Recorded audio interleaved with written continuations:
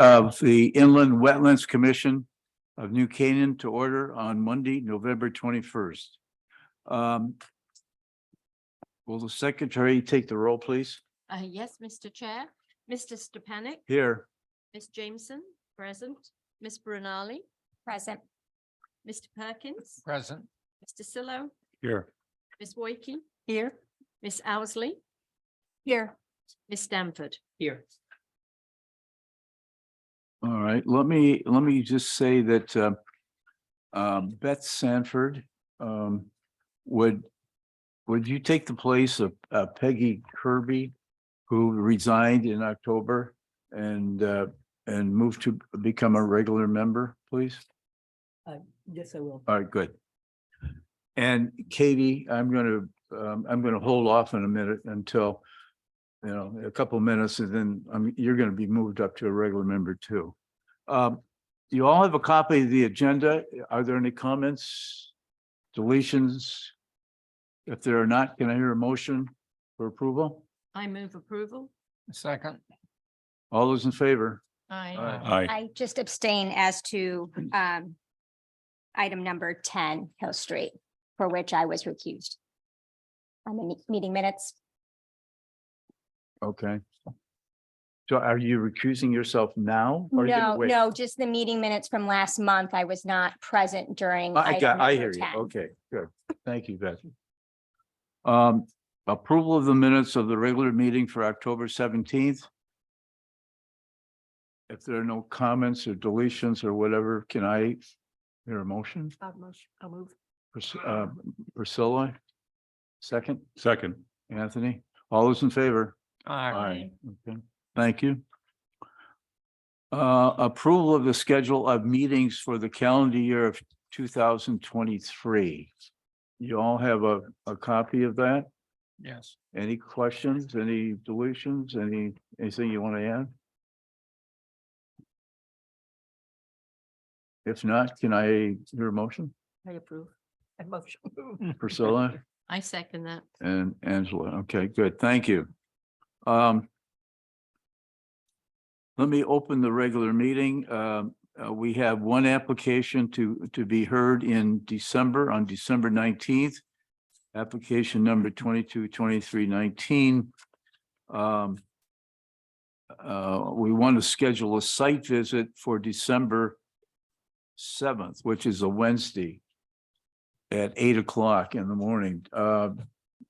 Is there anyone that cannot make it? All right, Beth, no. George, No. Angela. So I do may we have be a, able to meet it. I have an obligation, but I'll check the time and I'll get back to you. so we do have a quorum, so we could do it. Right. Okay, good. So we'll have the site visit on December 7th at 8 a.m. Now, application number 222309, 188 Adams Lane has been postponed. And it will be heard in December, so that's postponed. Number 9, discussion, so there's nothing there. Now I'd like to open the public hearing for application number 222311-17 and 23 Hill Street 72 LLC. Now, Beth? Dan, I will now recuse myself due to my professional conflict. All right, thank you. Katie, honestly, will you take her spot? Yes, now? I will. Good, all right, thank you. For those in the audience, let me give you the procedure for tonight and how we're going to do this. The applicant will make his presentation, okay? After that, the commission members will have questions or comments on the application. Then if we're far enough along, and I'm going to stop the agenda or stop the meeting at 9:30, okay? And then we'll continue what we don't do in December. And after that, then if we go this far, the two interveners, but we probably won't get that far tonight. I'm not sure. And then after that, the commission will ask the interveners questions and comments. And then after that, the public will be able to ask comments or will field comments and questions. And that's when the public will be able to ask their questions and give their comments. So I'm assuming that we may not get that far. And in fact, I don't think we will. The public hearing, actually public hearing of the residents of New Canaan will probably be moved to, it won't happen until December 19th. Okay. Any questions out there from the public on this? So I want to make sure you understand. Okay. All right, so is the applicant ready to make their presentation, Mr. Smith? Sir, how are you Attorney tonight? Smith? Yeah, okay, good. Good evening, Mr. Chairman, members of the commission, Director Holland, Attorney Gelderman. For the record, my name is Chris Smith. I'm a land use attorney with the law firm of Alter and Pearson, and I appear before you this evening on behalf of the owner applicant, Hill Street 72 LLC, concerning this application seeking approval of regulated activities associated with a proposed 93-unit multifamily residential community for real properties known as 17 and 23 Hill Street. As a housekeeping measure, I just would like to confirm with Director Holland, we did provide copies of the mailing that went out initially. This commission does require the notice to go out when the application is filed, and we did provide proof of that back when it was submitted back, I believe in September. Yes, the certified receipts are on file with the town of New Canaan regarding the notices that were required. All right, thank you. At the outset, I would like to introduce the members of the team who are here this evening. First, on behalf of Hill Street 72 LLC, I have Paul Stone is on my left to my right for you. And we also have Arnold Karp in attendance this evening. As far as the team that we'll be hearing from and in the order that they'll be making their presentations, we have Derek Downey of Rocco DeAndrea Inc. We have, and Derek, as you know, is a professional civil engineer licensed here in the state of Connecticut. Our second presenter is Kevin Soley, who's also a licensed professional PE of Soley Engineering LLC. And then finally, on my right, we have William Kenny, who's a professional wetland scientist, as well as a landscape architect with William Kenny Associates. At the outset, what I'd like to do is just provide an overview of the proposal.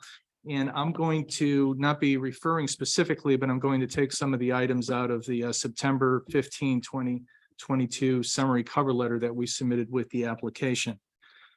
As I indicated, the application seeks approval of regulated activities associated with a proposed 93-unit multifamily residential community development of the subject property.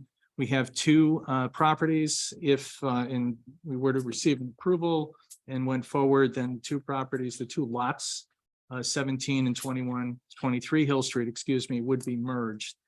And I'll just refer to them as, if it's for purposes of presentation, as collectively as the subject property. The proposal utilizes a prior approved and existing driveway that provides access across the property's wetlands and an intermittent water course to the upland and developable portion of the subject property. The access driveway also accommodates utilities to serve the subject development, including a recently approved and installed sewer lateral connection. As the commission is maybe aware, and I did provide this in the summary letter, this application, there is a related applications before your Planning and Zoning Commission. This proposal does have an affordable housing component as provided pursuant to Section 8-30G of the Connecticut General Statutes. But by no means, this is not an application under that statute. This application is submitted to this commission pursuant to Connecticut's Inland Wetland and Watercourses Act. As to the subject property, maybe if Paul went through the members of the team there. The subject property is located up in the top right-hand corner in the slide at about 1, 2 o'clock. The property comprises approximately 4.76 acres. Of that, approximately 3.59 acres are developable. The balance are wetlands and or the intermittent water course. The property has frontage on Hill Street, and the only access to the developable portion of the subject property is from Hill Street, is to cross the wetlands and the intermittent water course and the associated wetlands. As you're aware, there was a prior approved and what is now substantially constructed access driveway associated with the regulated activities. The access driveway was for a 2-lot residential subdivision and is approximately 23.5 feet wide. And the access driveway crosses the on-site wetlands and the intermittent water course to again gain access to the developable area of the property, which is located in the northerly portion of the property. And this is all in this, I'm referring to page 2 of my summary letter, but we did, this property did receive approval for a 2-lot subdivision in 2014. There was an approval from this commission as well as planning and zoning. The planning and zoning, the subdivision itself did improve the driveway crossing to access the subject property. At that point, the Planning and Zoning Commission, from what I can gather from the minutes, did approve a waiver to go to 16 feet of pervious surface to 12 feet. This commission in 2018 did approve the access driveway and the regulated activities associated with that. As this commission is aware, your jurisdiction is regulated activities associated with a proposal. So you may have conduct out of the conduct that's occurring with the development. Certain items within that conduct may constitute regulated activities that do require review and approval from this commission. So in 2018, excuse me, in 2014, you did approve that driveway crossing. My client, Hill Street 72 LLC, subsequent to the 2014 approvals, sometime in 2018, I believe, acquired title to the property. They returned back to this commission into planning and zoning to do a modification to the driveway crossing, and it involved eliminating some of the regulated activities, but it also included expanding the driveway pervious surface from the 12 feet that had been approved in 2014 to 16 feet. And that was in 2018. 2019, this commission approved that modification in 2018, and planning and zoning subsequently approved it in 2019. The following, it might have been January or February. That information again is in the summary letter. As the commission as well is aware, the driveway has been substantially constructed as approved by the commission in 2014 and 2018. I would like to note that the final coat of the material for the pervious driveway component will be added along with the mitigation plantings as approved by this commission once construction activities in the upland portion of the subject property are completed. The approved and substantially constructed access driveway includes provision for utilities. And again, indeed, the driveway as constructed includes the installation of a sewer lateral connection onto the subject property that was approved by the town representatives from your Department of Public Works. Again, consistent with the approvals from this commission in 2014 as modified in 2018. I would like to note, we did provide copies of what I'm about to say in the record, and everything that I've said, we did provide copies of the approvals from the 2 different your commission and P&Z that I referenced before. But recently, this commission found that the constructed access driveway crossing is consistent with your prior approvals. And in response to a petition to revoke the approvals of 2014 and 2018, you denied that petition. And that had been submitted by a neighbor in an effort to, I would respectfully submit, trying to knock out the driveway crossing to prohibit the access to the developable portion of the subject property. When the initial approvals were made in 2014 by planning and zoning in this commission, a conservation easement was placed on the property to provide for vegetative buffer area to the adjacent properties. and it's a visual buffer. And as you will hear, that easement area will remain unaffected by this proposal. The visual component, the buffer of that component will not be disturbed with this application, with the activities associated with this application. Now, as that's a little background on the property and the prior approvals. As to the regulated activities, again, we have a proposed 93-unit residential community development. And the application tonight involves site development preparation, construction and maintenance of a building and accessory structure, associated driveways, parking areas, drainage measures, and other related conduct on the property. The application also proposes to improve the substantially constructed and previously approved access driveway crossing, including increasing the pervious pavement of the existing access driveway from 16 feet to 20 feet. This will all remain within the approved and constructed driveway crossing itself, which is approximately 23.5 feet wide. And again, these improvements will stay within the footprint and the limit of disturbance of the approved crossing area as approved by this commission in 2014 and then modified in 2018. We respectfully submit that there are no regulated activities that result in an adverse impact to a wetland or the intermittent watercourse, and that the activities comply with the statutory factors for consideration and this commission's criteria. My client did consider alternatives. There was the 2-lot subdivision. It's our position, and we feel that the residential community, you're going to hear from our experts tonight, does not result in an adverse impact to the on-site intermittent watercourse and wetlands. Therefore, an alternative isn't necessary. And based upon the aforementioned, my client chose to proceed, with the subject development.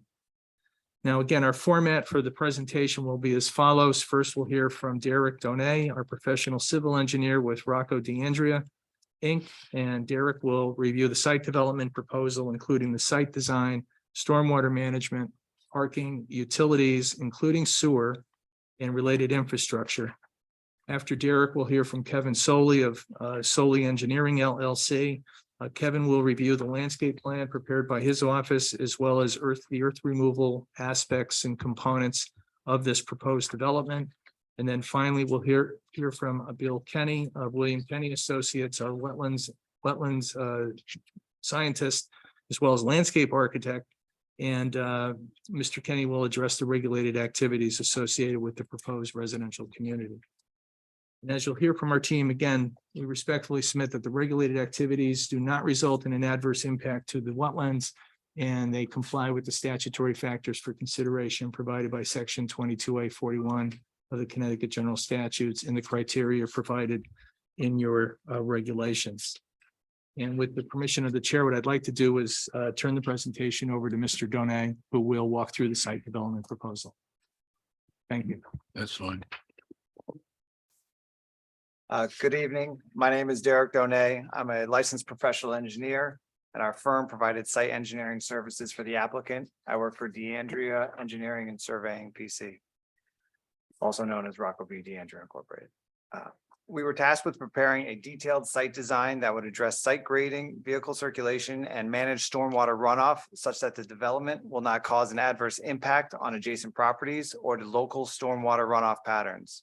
It is our professional opinion that our site design before you tonight will achieve these goals. I'll quickly touch on each site design aspect to help you understand how we achieved our site design goals. No, that's existing. So the site has a total area of approximately 4.76 acres and is bordered by residential properties. There's a conservation easement located along the southern portion of the site. The moderately sloped site consists mostly of woodland areas with a large wetlands area in the southwest corner and a narrow intermittent water course that runs from the northeast corner down towards the large wetlands area. This intermittent water course is fed by a subsurface drainage outlet from uphill properties. The larger on-site wetlands area is part of an overall 22.5 acre watershed area. That's what drains into it. 17.7 acres of this watershed consists of off-site properties, mostly to the north of our site, plus our 4.76 acre site. Stormwater runoff from the entire site flows into the large wetlands area.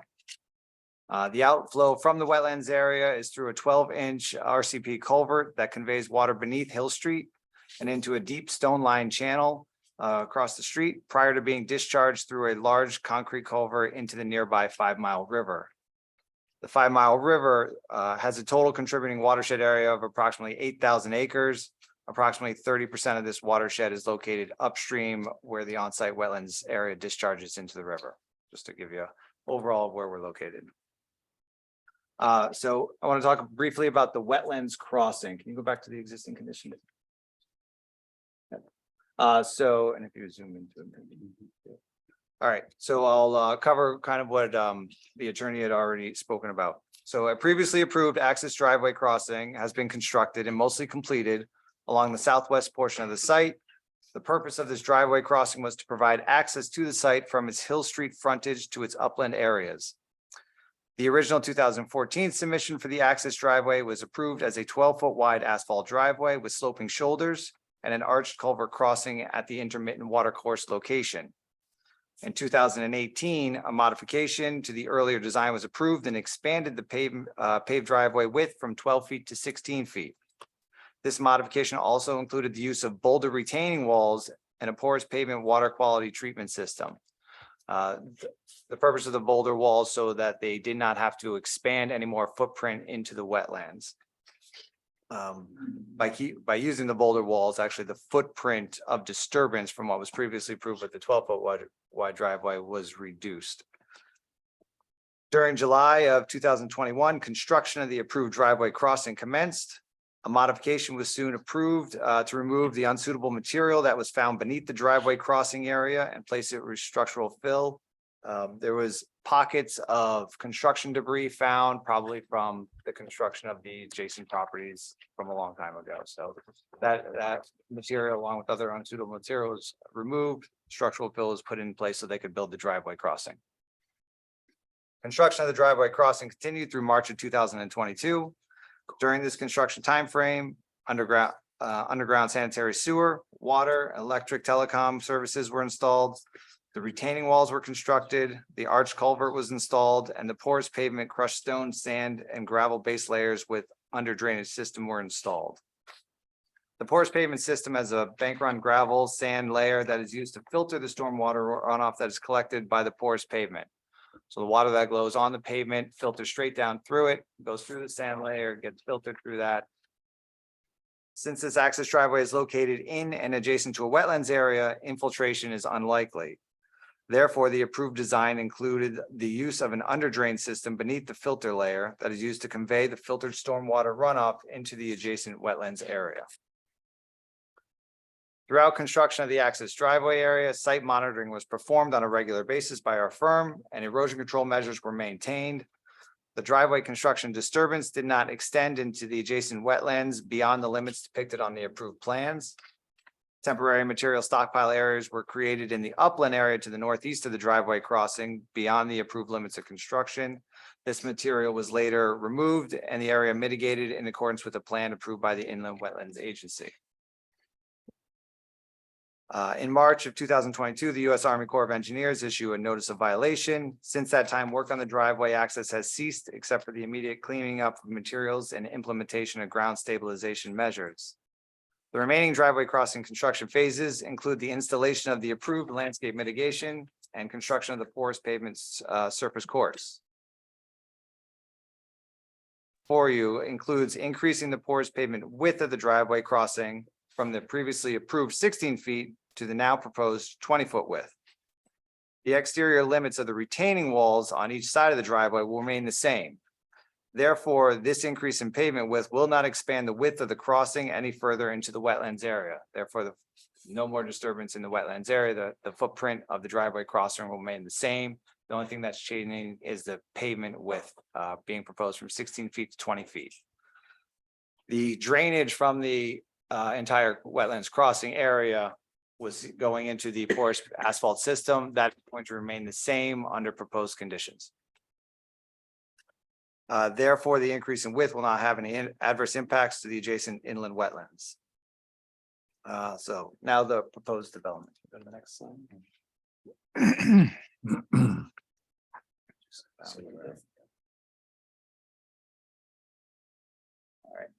proposed site design includes the following. A 93-unit multifamily apartment building with a ground floor lobby area and proposed covered parking spaces beneath the building. Proposed bituminous concrete driveways and additional parking spaces along the east and west sides of the building. Site grading, including rock removal along the eastern side of the development and the construction of a retaining wall along the western side of the development. The construction of the proposed retaining wall will provide a demarcation feature and separation of the developed area from the on-site wetlands area. The area to the west of the retaining wall will remain undeveloped. So the area between our development and the wetlands area will stay natural using the retaining wall as a demarcation buffer line. Utility installation, including sewer, water, and electric telecom connections to the previously installed service laterals. And stormwater quality and control measures. The proposed development will include approximately 65,500 square feet of paved or impervious surfaces, which is approximately 31.6% of the site. Approximately 1.8 acres of upland area will be disturbed during the construction of this development, not including the previously constructed access driveway. The majority of this developed area will be in the central portion of the site, leaving natural woodland buffer areas around most of the perimeter. The proposed development stays within this disturbance footprint of the on-site conservation easement, so the conservation easement that's along this southern part of the property, as depicted on the previously approved 2-lot subdivision plan. So on that plan, you had the access drive coming in, and then there was an other part of the housing development that went further into the conservation easement. So in fact, the previously approved 2-lot subdivision had a much larger disturbance footprint within the conservation easement than what is currently being proposed. Therefore, the proposed development will not have any adverse impacts to the conservation easement as compared to when the access driveway was approved. The buffer provided by the conservation easement will remain unaffected. Stormwater management. The goal of the stormwater management design was to both control peak flows from the site and install water quality measures to treat stormwater runoff from the proposed impervious areas. As the design process evolved, we encouraged the uses of low impact development, lid techniques, and best management practices, BMPs, to the greatest extent feasible. This goal has been obtained through the use of several water quality treatment and infiltration measures and the use of a large on-site stormwater detention system. The use of these systems both met the town's stormwater design criteria and the guidance recommendations listed in the Connecticut DEP's Stormwater Quality Manual. The following stormwater treatment and control measures have been proposed. Catch basins with deep sumps and traps will be used as pre-treatment measures to reduce grit and floatables from driveway areas. For the building, the architect has confirmed that up to 40% of the proposed building's roof area can be used for green roof water quality treatment measures. Design details will be submitted to the town as the design evolves further. But we've confirmed that area from the architect. Stormwater runoff from the remainder of the building, the majority of the driveway areas, and all of the proposed parking areas will be collected by the proposed storm drain system and routed through hydrodynamic separator units prior to discharging into 3 separate stormwater retention infiltration systems. Those 3 retention systems are on the western side of the development area, in purple there. The hydrodynamic separators located upstream of each of the retention infiltration systems will be used to pre-treat the water quality flow from the contributing watershed area stormwater runoff by removing sediment and oils. The 3 subsurface retention infiltration systems have been sized to retain a minimum of the water quality volume from their contributing watershed areas. Infiltration from these systems will also assist in the meeting groundwater recharge volume standards. Infiltration from these systems will also help reduce both runoff volume and peak flows from the proposed development. The large subsurface detention system, which is on the southern side of the building in the southwest corner or southeast corner of the building. It has an outlet control structure and will be used to control peak stormwater runoff from the site. In response to recent DPW comments, an impervious liner will be installed around this system to prevent groundwater from leaching into the system. That way, we're only controlling our water, not having more water go into the system. As that system is located in a part of the site that will be a cut as opposed to a fill or place where we can do infiltration. An energy dissipator riprap scour hole has been proposed at the proposed drainage system outlet location to reduce velocity of the runoff from the detention system prior to discharge into the wetlands area. And a level spreader has been proposed along the western retaining wall northern section that will be used to discharge uphill stormwater runoff into the wetlands area that will be routed around the development area.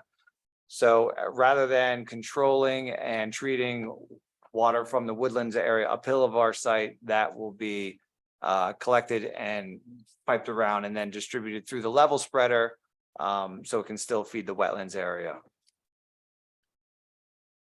In combination, we have been able to provide a stormwater management design that treats, infiltrates, retains, and detains stormwater such that we can boast a reduction in the peak rate of discharge for the 10, 25, and 100-year design storm events as recommended in the Connecticut DEP Stormwater Quality Manual. Comments from the Town Department of Public Works has requested a reduction in peak flow rates for the smaller storm events as well. Our previously submitted calculations were conservative and did not include anticipated infiltration outflow from the proposed subsurface retention systems. So we dug test pits. We knew the soils could handle infiltration, but conservatively, we didn't include the infiltration calculations in our design. Therefore, we had more water leaving the site than will actually occur. The town engineers asked us to include the infiltration calculations in our design, as well as do additional test pits and infiltration testing. Through preliminary calculations using infiltration, based on previously observed test pit information and infiltration testing data, has confirmed that we can also anticipate reductions in peak flow rates for the 2, 5, and 50-year design storm events as well. An updated drainage summary report will be submitted in response to these comments after additional test pit and infiltration tests are performed as requested by the DPW. Therefore, the proposed storm drainage design follows the guidelines of the New Canaan DPW and the 2004 Connecticut Stormwater Quality Manual. Go to the next thing. All right, so I want to talk about construction phasing briefly. That was also one of the concerns of the DPW as well as the design consultants that were hired. So the construction of the proposed development will consist of 2 primary phases. Phase 1 will consist of tree clearing, the installation of erosion control measures in compliance with the 2002 Connecticut DEP guidelines for soil erosion and sediment control manual, including double row of silt fence with core log reinforcement along the western and southern downhill sides of the developed area, temporary stormwater diversion swales and dewatering basins along the western and southern downhill sides of the developed area. Those are those areas that look like they're green. That way, any of the water from the construction area is collected. It goes through this, the sediment control basins, which consist of filter fabric over sand with under drain pipes out there. So the water that goes in there is filtered and then treated, and then before it's piped over to the wetlands area. Let's see, this phase will also consist mostly of the site grading and rock removal and crushing. So that'll be the first phase, is to first prepare the site for construction by getting it to the right grades. In concert with the proposed site grading and rock removal will also be the construction of the proposed western retaining wall. So kind of looks purple on here, but the western side of the property where the proposed retaining wall will be, that will be constructed out of rock from the site. So as they generate rock, they'll be able to build that retaining wall. The construction of this wall will also assist with the erosion control of the development area. So then after phase 1 has been completed and the site has been graded out, phase 2 will commence.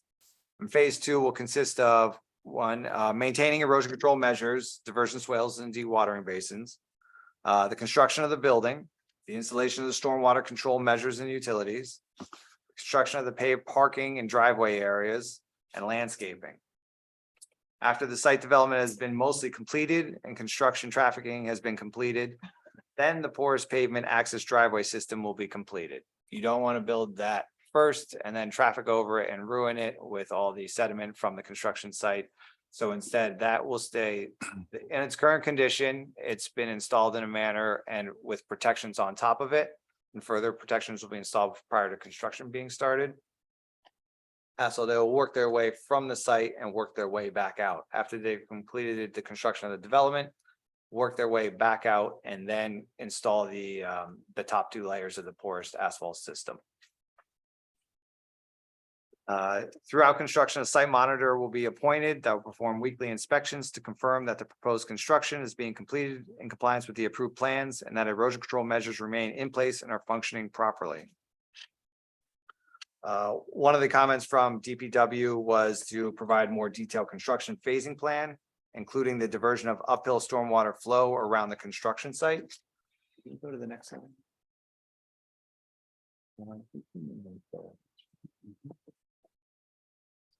So this is the slide that shows the overall watershed that goes to the wetlands area.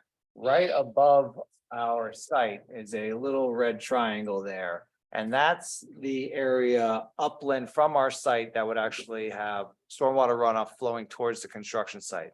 The majority of the stormwater runoff from this overall watershed area either flows towards the west around our site into the wetlands or to the east where it goes into the intermittent water course and into the wetlands area.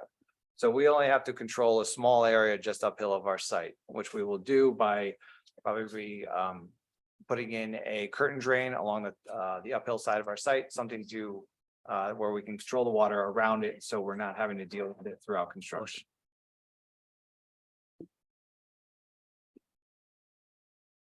So in conclusion, I state that we are pleased the applicant has supported our site design goals, and it is our professional opinion that the site design we have developed will provide water quality and manage stormwater runoff, such that the development will not cause an adverse impact to adjoining properties, the adjacent wetland system, or local drainage patterns, or public health and safety.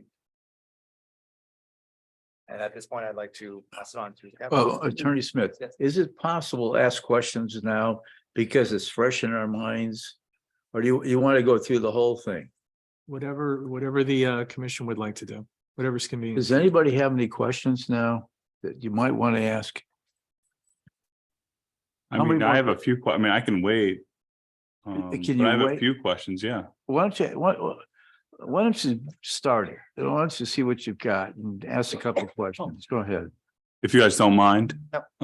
Couple questions. One being that with this new development proposed, right? Not now that it's not 2 single family dwellings, going into this construction as it is an uphill grade into the property, you say there's no adverse effects, but it seems like to me like you'll be digging into the side of that hill to get that done. Did you guys calculate for all the runoff? Because it's all uphill residential properties up there. The water will run off the, I'm calling it a cliff, but I know it's going to be more eased. The water will run off the cliff and down into the proposed development and not just in that triangle. Like that's just kind of what worries me. Like if you guys are digging into the hill, will the water on the, I guess, the crest of the hill pour into the proposed development? I mean, water obviously goes to, path of least resistance. And Correct. if you guys dig into that hill, it's going to be a path of least resistance. Well, the drainage patterns up by the property line uphill, none of that grading is going to change. So therefore the water will still follow its same flow paths. And then as I show on that watershed map, the majority of the water uphill goes around, but there is some water uphill of our site that will be flowing towards us. And we'll have 2 different measures for that. One of them, which I had mentioned in response to DPW comment, was, and we'll put that on the next revision, is we'll probably install a curtain drain along the top side of our of the cut.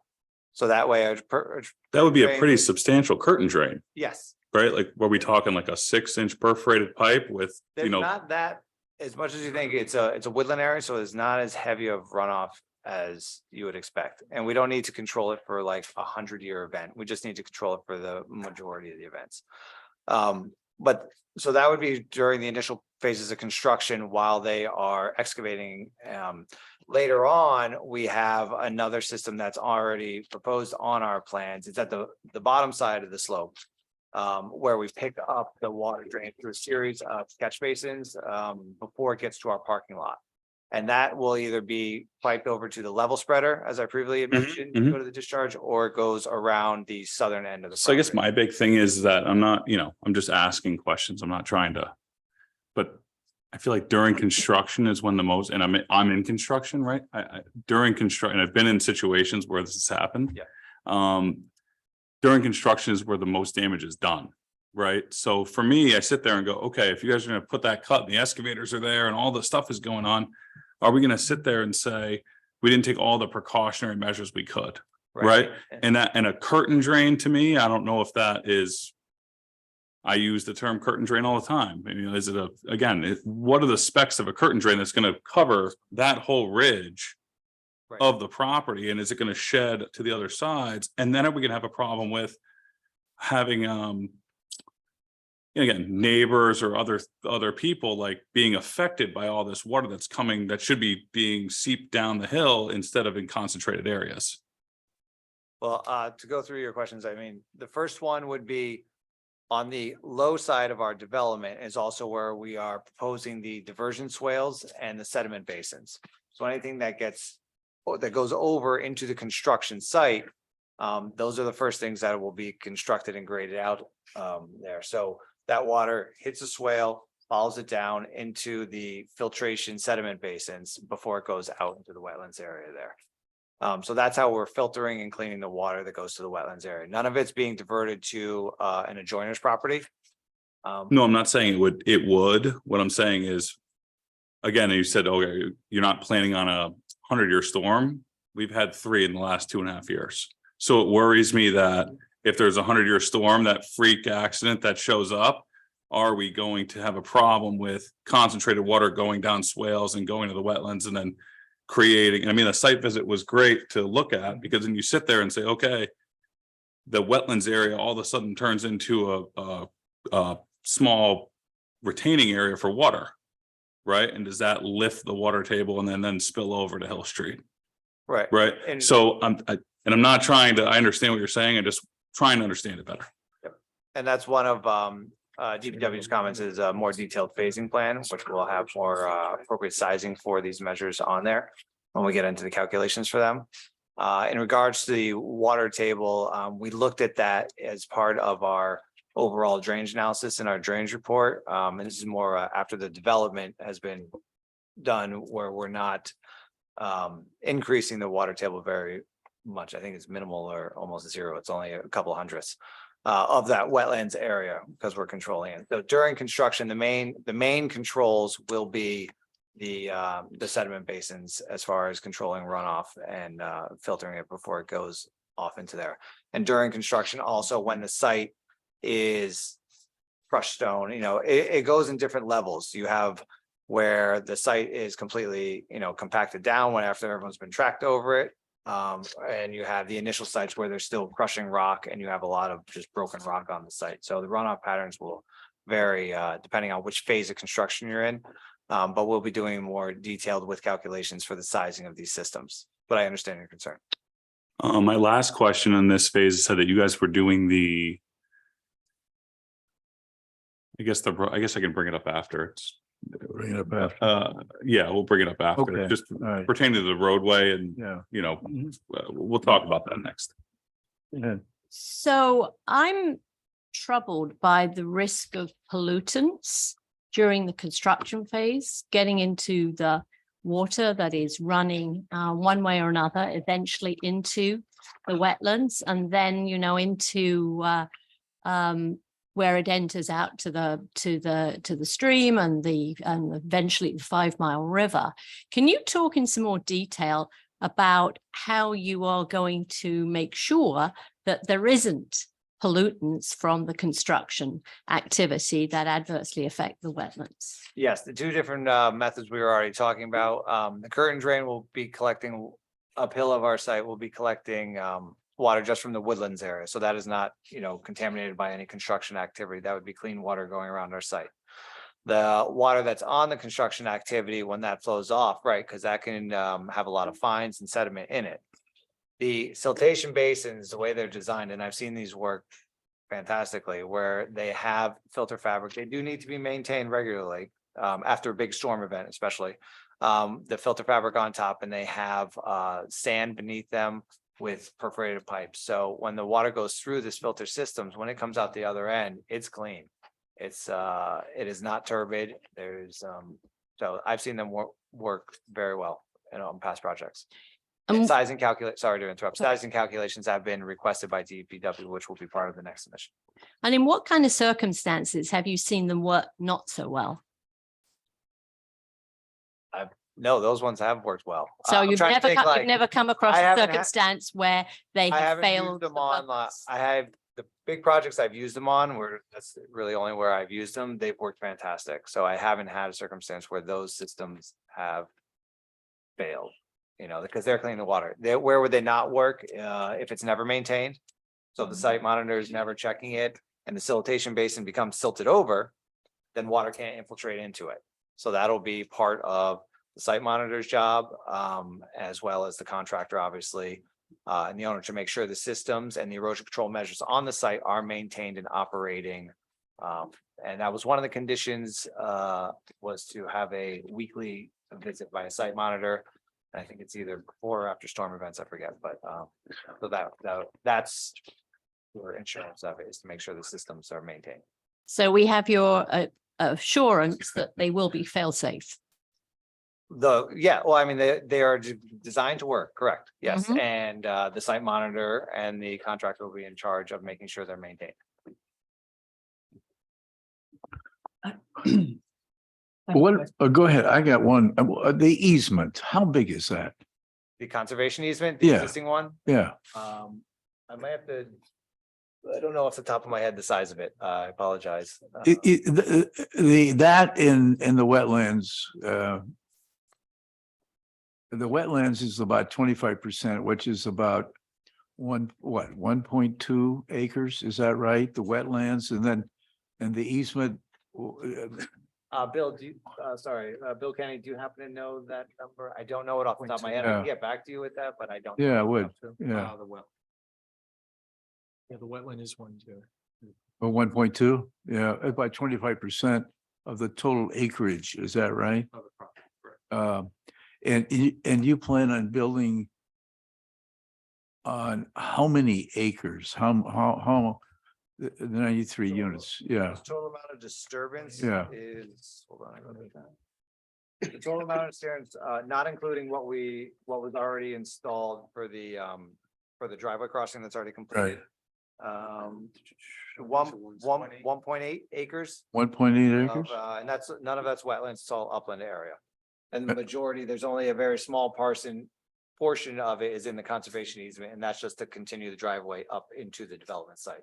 Similar to what was within the development area on The the easements in the driveway area, is that what you said? the driveway goes through the existing conservation easement, which was part of the Okay. subdivision approval. Yeah, So the only remaining construction within the easement, besides wetlands mitigation, plantings and stuff, is just the extension of the driveway out of the easement area, similar to what was on the approved subdivision plans.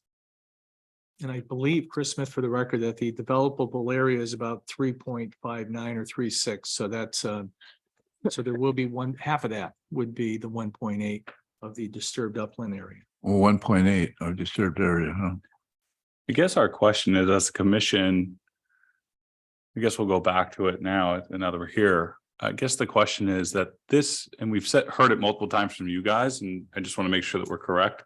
This crossing through the easement, right?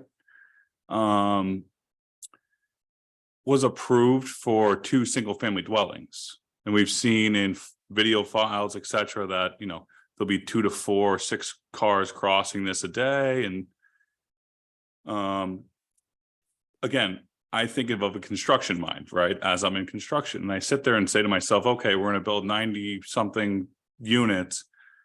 Is that current road, I guess we'll call it a road or bridge or driveway, whatever it is. And again, this is where the site visit came in handy was, does this current road allow for, it allowed for cars, residential construction vehicles, light excavators.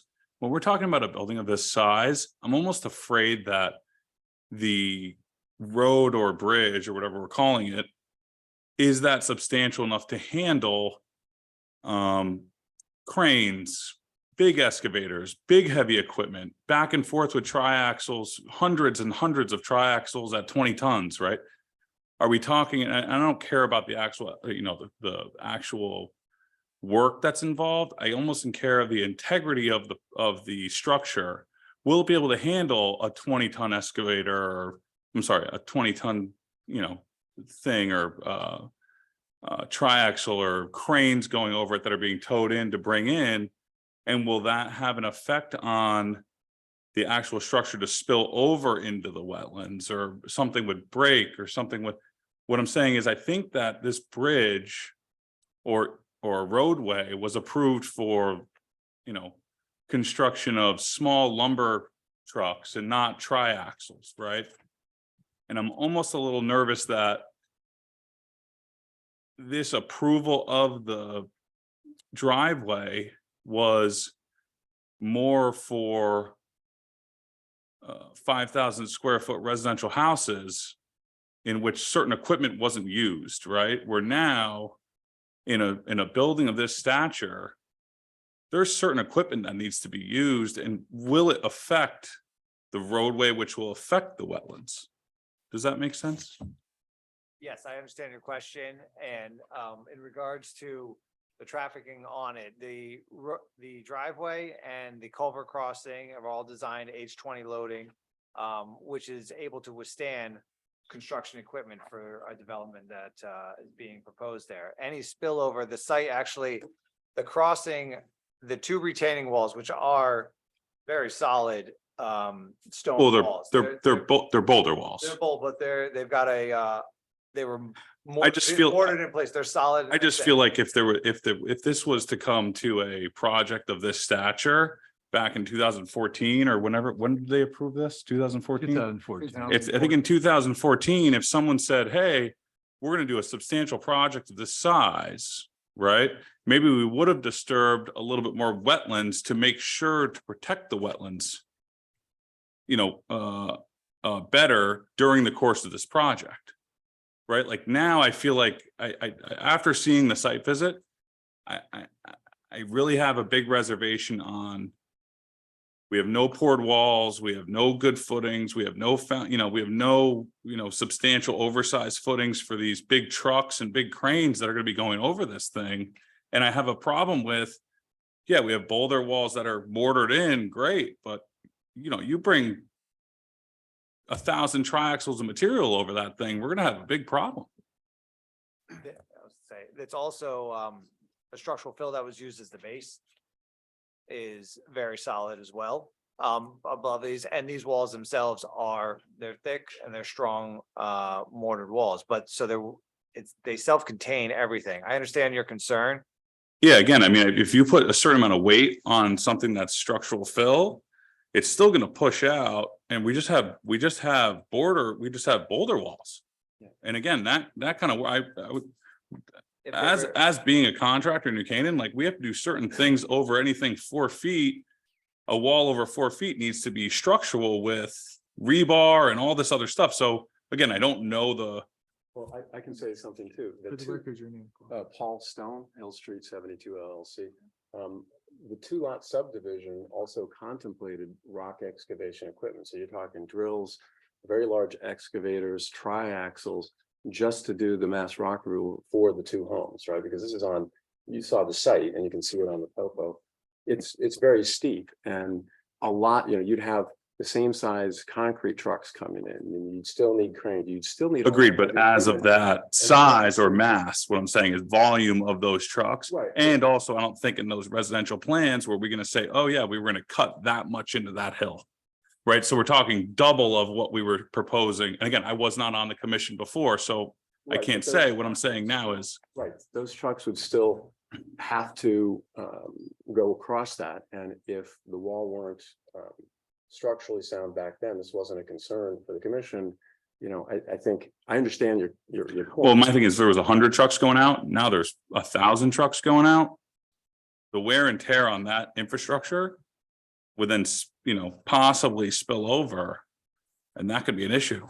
You understand my point? It's more volume than actual I do, proposed but it activity. was- They're engineered walls, engineers understand what it can support, and you have an awful lot of trucks going in and out of a 2-lot subdivision as well.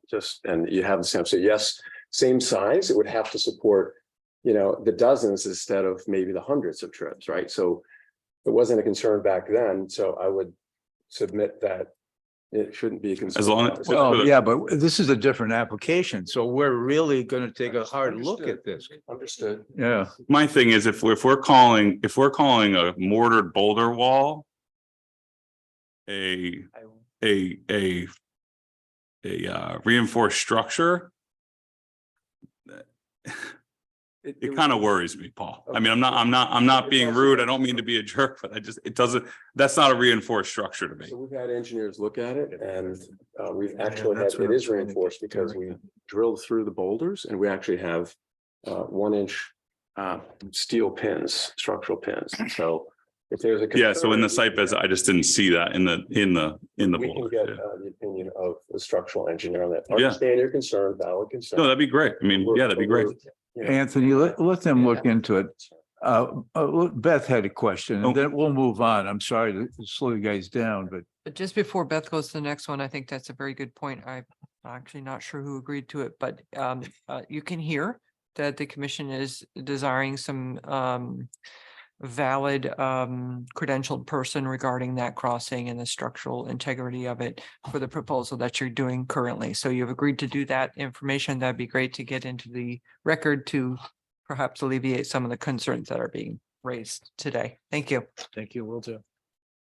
You mentioned that first phase is clearing trees. I wanted to know how many trees, what percent of the woodlands will be left? What would have happened under the condition of just 2 houses there?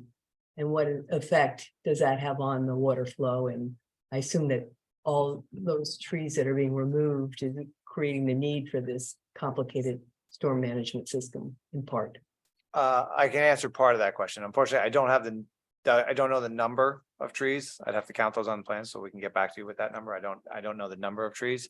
Approximate, I don't. I have to like start counting, but I don't know, but I will get that information for you.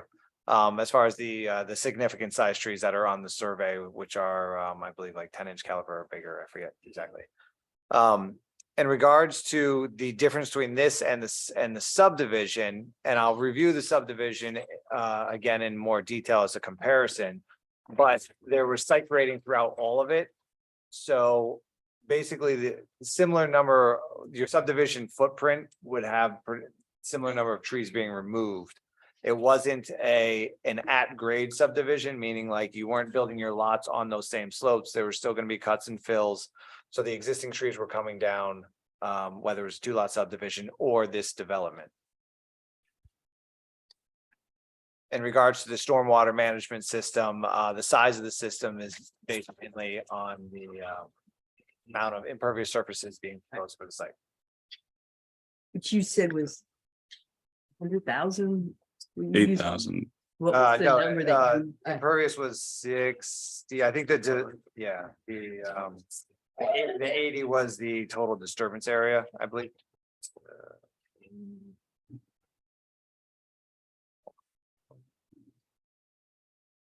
Let's see, so yes, we had 65,500 square feet of paved or impervious surfaces. Which is approximately 31.6% of the site. And there was a total of 1.8 acres of upland disturbance. So within that, the 65,000 is within that. I have a question concerning the equipment. You were throwing around some pretty heavy duty equipment. How is that going to affect the wetlands? Are you going to be able to protect the wetlands with all the various equipment coming in and coming out? What type of protection are you thinking about for that? Currently for, as far as protecting the wetlands areas, the equipment is all on the access drive that's been currently constructed. The access drive has boulder walls that stick up higher than the driveway area. So you're not gonna have silt and debris running off over the walls into the wetlands area. So the access will just be through the wetlands, but it's not going to be into the wetlands than it is. Once it gets up further into the site, then you're within all the erosion control measures. We also, I believe, still have the general silt fence along the access driveway that's already installed, so that can be maintained throughout in case something falls off a truck or something like that. But in general, it stays on the driveway and does not encroach further into the wetlands. I guess, Mike, do you Yeah. have something to say, Dan? Excuse me, just a point of order. We're out of practice a little bit when speaking. Kathleen Holland, for the record, if each commissioner could identify themselves as they speak. Dan, do you have something? I was just gonna say. Oh, yeah. Yes, this is Dan. Dan who? How many Dans are there? Dan Stepanek.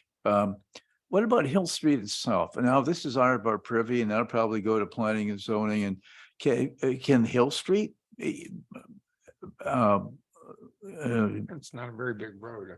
Be able to, will be able to take all this equipment that you're gonna bring into the on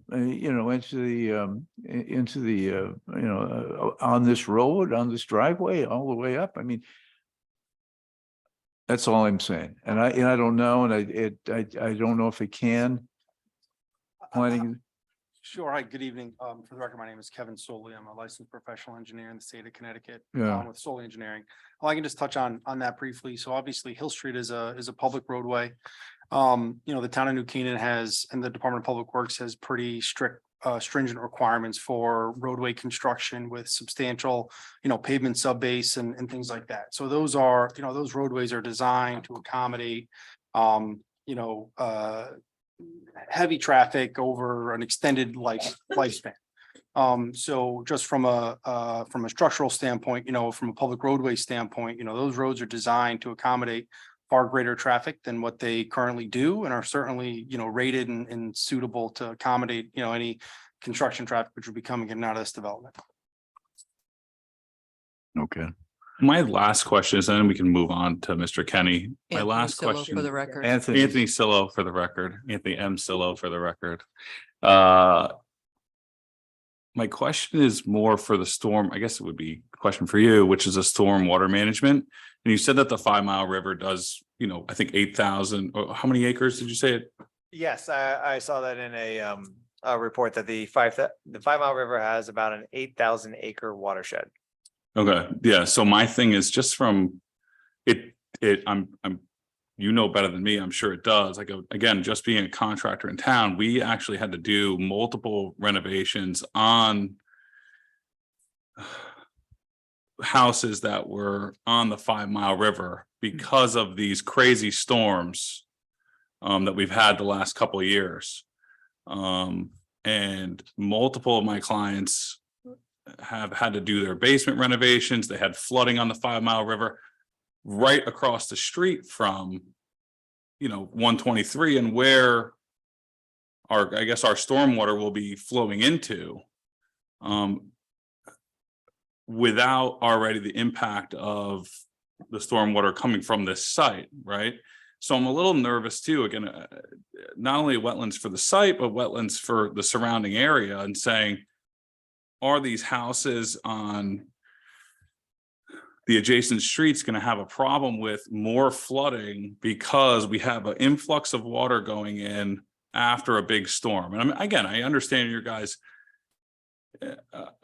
view saying, all right, there's a storm that comes every 100 years, but we've had a few 100-year storms now in the past couple of years, which have flooded out without these systems going into the 5 Mile River immediate. And I'm not saying that the disbursement of water downstream is, I just think that calculation is a little skewed, because we are going to have water going directly into the 5 Mile River in a certain area. Does that make sense? Yes, and as I reported, I believe about 30% of that 5 Mile River watershed is just upstream of us. So we'll be contributing as part of that for the immediate impacts right where we discharge there. And that is the purpose of the stormwater detention system. So you have smaller storm events. A lot of the water is going to infiltrate into the ground through the retention systems. As those become saturated during larger storm events, or there's just infiltration can't handle the larger storm events. That's where we have this massive detention system, and it has a very it has different control outlets. So you have a smaller pipe at the bottom, a little bit bigger one, larger, and then a high overflow. So in general, it's the 100-year event for our site does never in the model doesn't go up to the overflows in our system. So they're all being controlled, which means we are controlling the peak flow of runoff from our site, the rate. What's going into the wetlands under existing conditions, we're trying to match that for proposed conditions, and that's the goal of this. So therefore, what's leaving this wetlands going through, you've also got this 12-inch pipe that goes underneath Hill Street, which is a restrictive orifice there. That's as much as can go through over into that area there. So we're not increasing the peak flow. I understand your concern.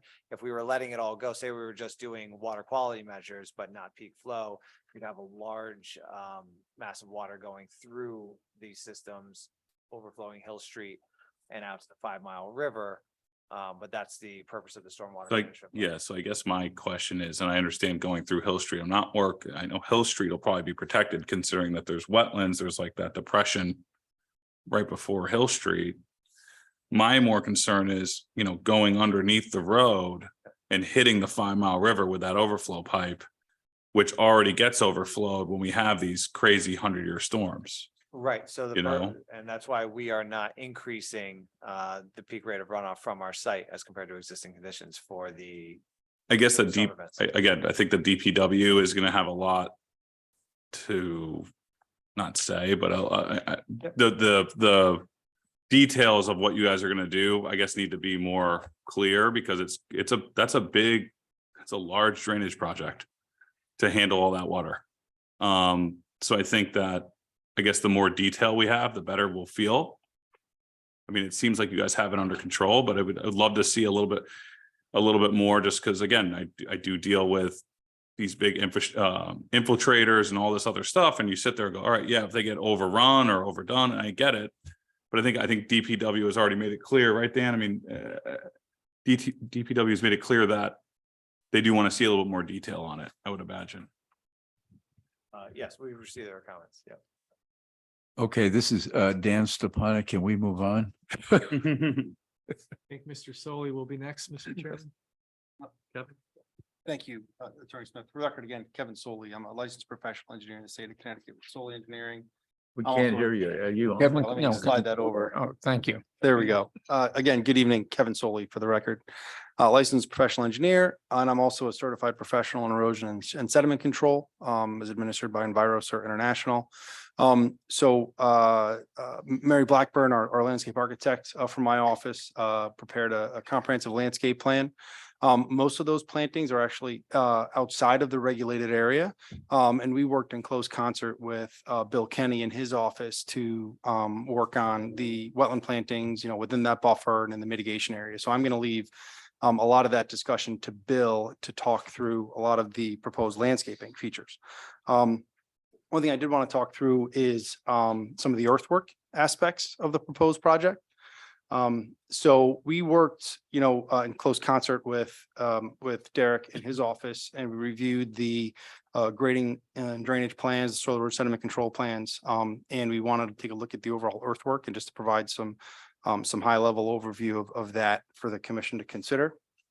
So the overall project does result in a net export from the property. There's approximately 30,000 cubic yards of cut of that volume. Approximately 2,000 cubic yards will be placed on site as part of site operations, and there will be an export of material approximately 28,000 cubic yards. based on site testing that's been conducted on the property, there's some overburden and topsoil earth above anticipated rock elevation, but there is anticipated to be the need to remove rock from the property. Some of that rock will be able to be ripped and just excavated through normal excavation efforts, but it is likely and it is anticipated that potentially blasting may be required to remove some of that rock from the property. Just to touch on how that is a highly regulated activity. Blasting is regulated by both the local fire marshal and the state fire marshal's office, and there are extensive regulations and requirements that go into that. So I wanted to just kind of talk through that a little bit for the commission's understanding. As part of that process, the company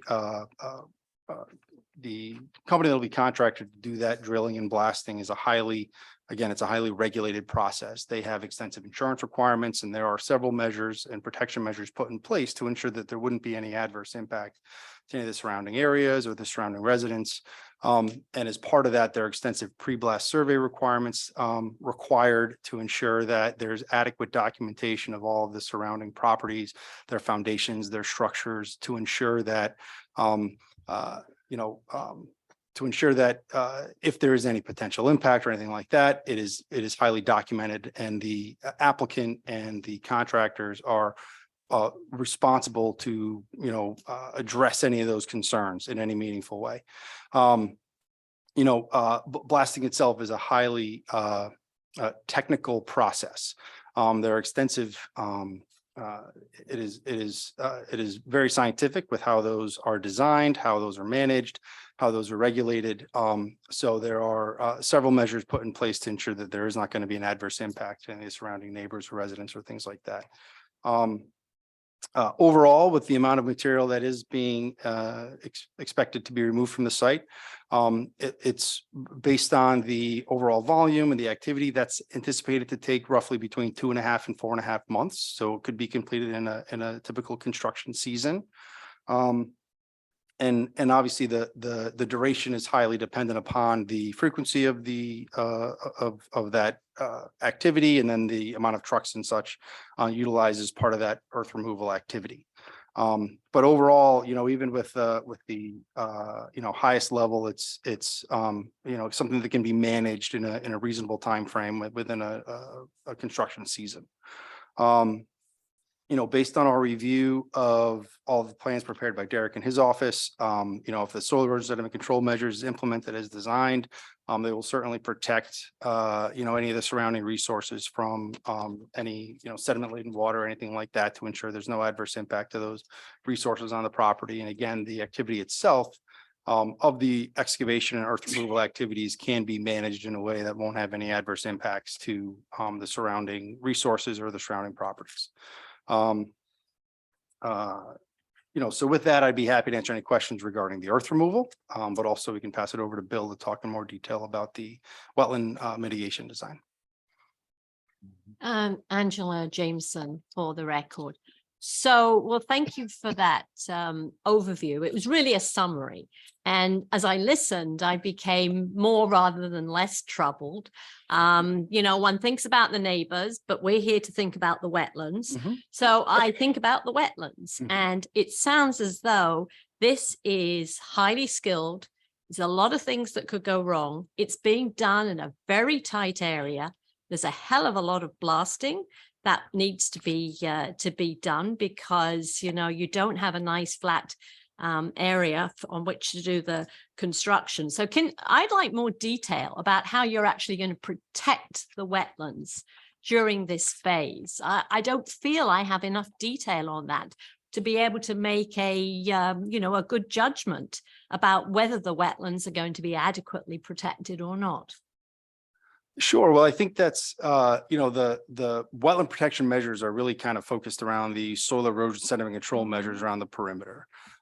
So in this instance, there's a wetland pocket to the east of the proposed building that's actually elevated.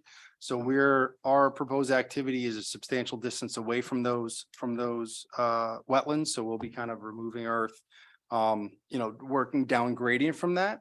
Down gradient from our proposed activities So just in that sense, you got to remember, we're kind of lowering the area. So those wetlands that sit perched above won't be impacted by our activity because our water is being collected and handled and managed down gradient from that. Once you kind of get past that limits of cut, obviously there's wetlands towards the south of the building on the Hill Street side.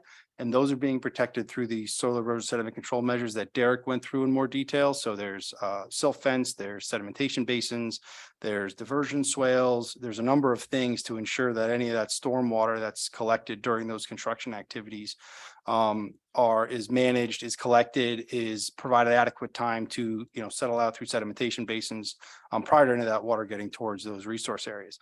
Additionally, some of the comments that were issued by both the peer reviewer and Michael Klein from Davidson Environmental talk about handling run on. What that does is ensures that we're collecting and managing the water that's coming onto the property from offsite. Obviously, we're kind of on the lower side of a hill.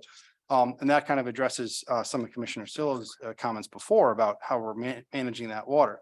By managing the runoff, we're intercepting and directing and routing that water around the proposed cut activities so that, there isn't going to be an introduction of a massive intake of stormwater that's going to then be going through our our limits of disturbance, our activity areas, which is where where those sediments are and things like that. So I think that the team has done a pretty good job of addressing this to the best they can, as is consistent with the 2004 Water Quality Manual as administered by DEP and the 2002 Soil Erosion Sediment Control Manual is administered by DEP as well. And who will actually be undertaking the blasting? So the applicant will engage a site contractor, the site contractor will engage a blasting company. There are several reputable companies in the area in the state of Connecticut, all highly licensed and highly regulated in a highly regulated industry. So I don't think the applicant selected a blasting contractor at this point, but whomever will have to comply with any and all requirements. And Commissioner Jameson, for the record, Chris Smith, Mr. Kenny will address some of your questions in greater detail in his presentation, since Bill will be addressing the wetland and the intermittent water course and the associated wetlands and then potential impacts, which is kind of his specialty, but the Okay. engineers are filling in, the baseline for Bill's opinion. Thank you. You have a cute question? Kathleen Holland, for the record, is the 30,000 cubic yards primarily blasted rock in your opinion, or do you have a breakdown? So of the 30,000, we estimate approximately 28,000 cubic yards of rock.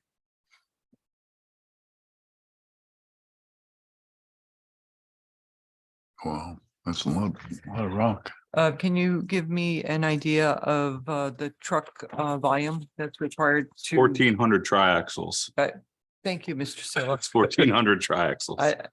I'm not sure if he's using triaxles, so I was just curious to know what do you have any idea of the volume, truck volume with the 20,000 cubic yards of rock being removed?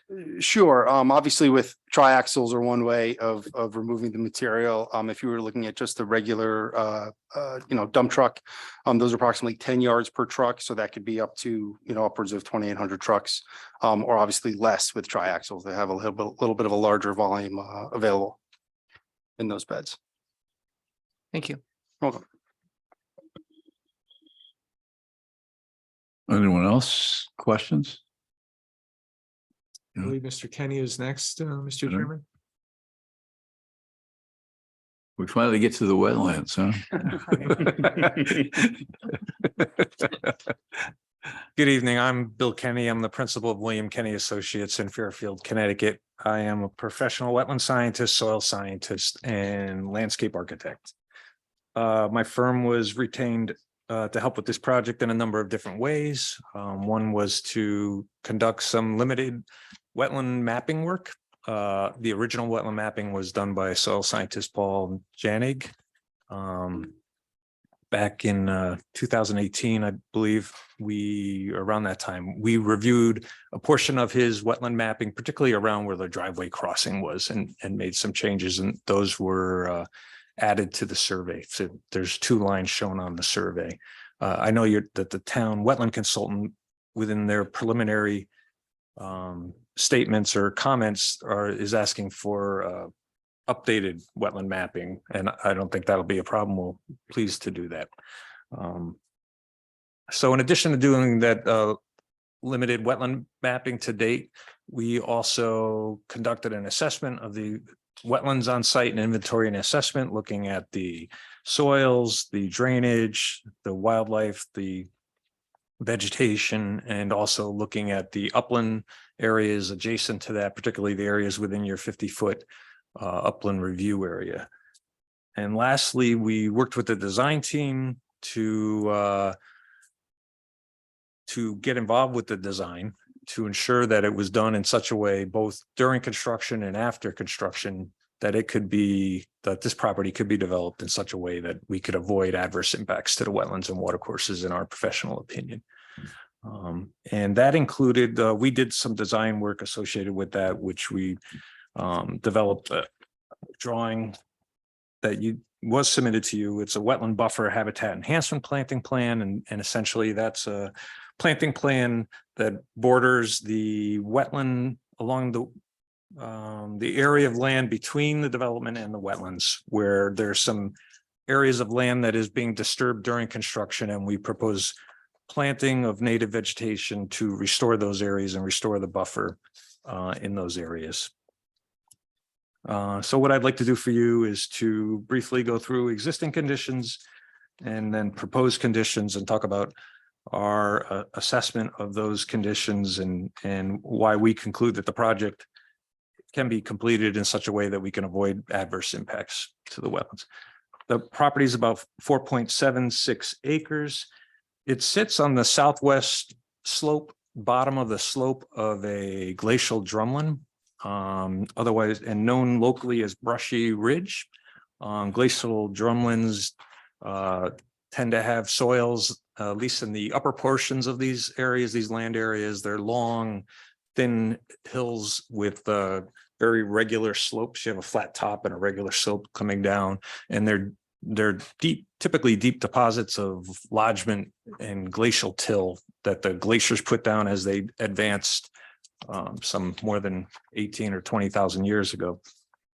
So these areas are generally thick material, but as you get to, and they generally have a compacted layer about 30 inches down. So when water infiltrates through the upper layer, which isn't compacted, infiltrates down, and when it hits the compacted layer, it moves sideways.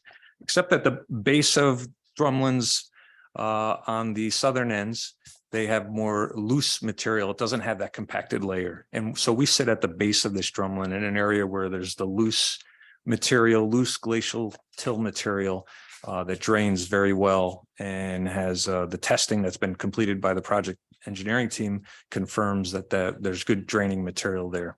But it does mean that there's groundwater coming down, shallow subsurface flow of groundwater upland of us that heads towards our site, that we need to be concerned of and aware of, and we are.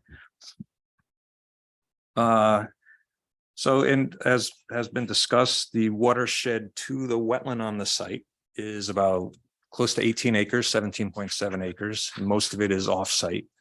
And 2 critical things to be aware of is that the wetland is directly below the proposed development, but the majority of the water coming to that wetland comes around the sides of the development.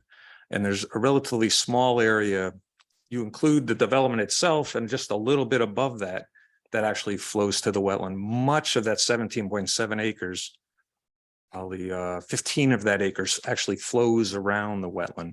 And earlier, when there were discussions about construction and being concerned about water flowing through the site during a large storm and causing increased soil erosion and sedimentation, and the potential for sediment to make its way to the wetland.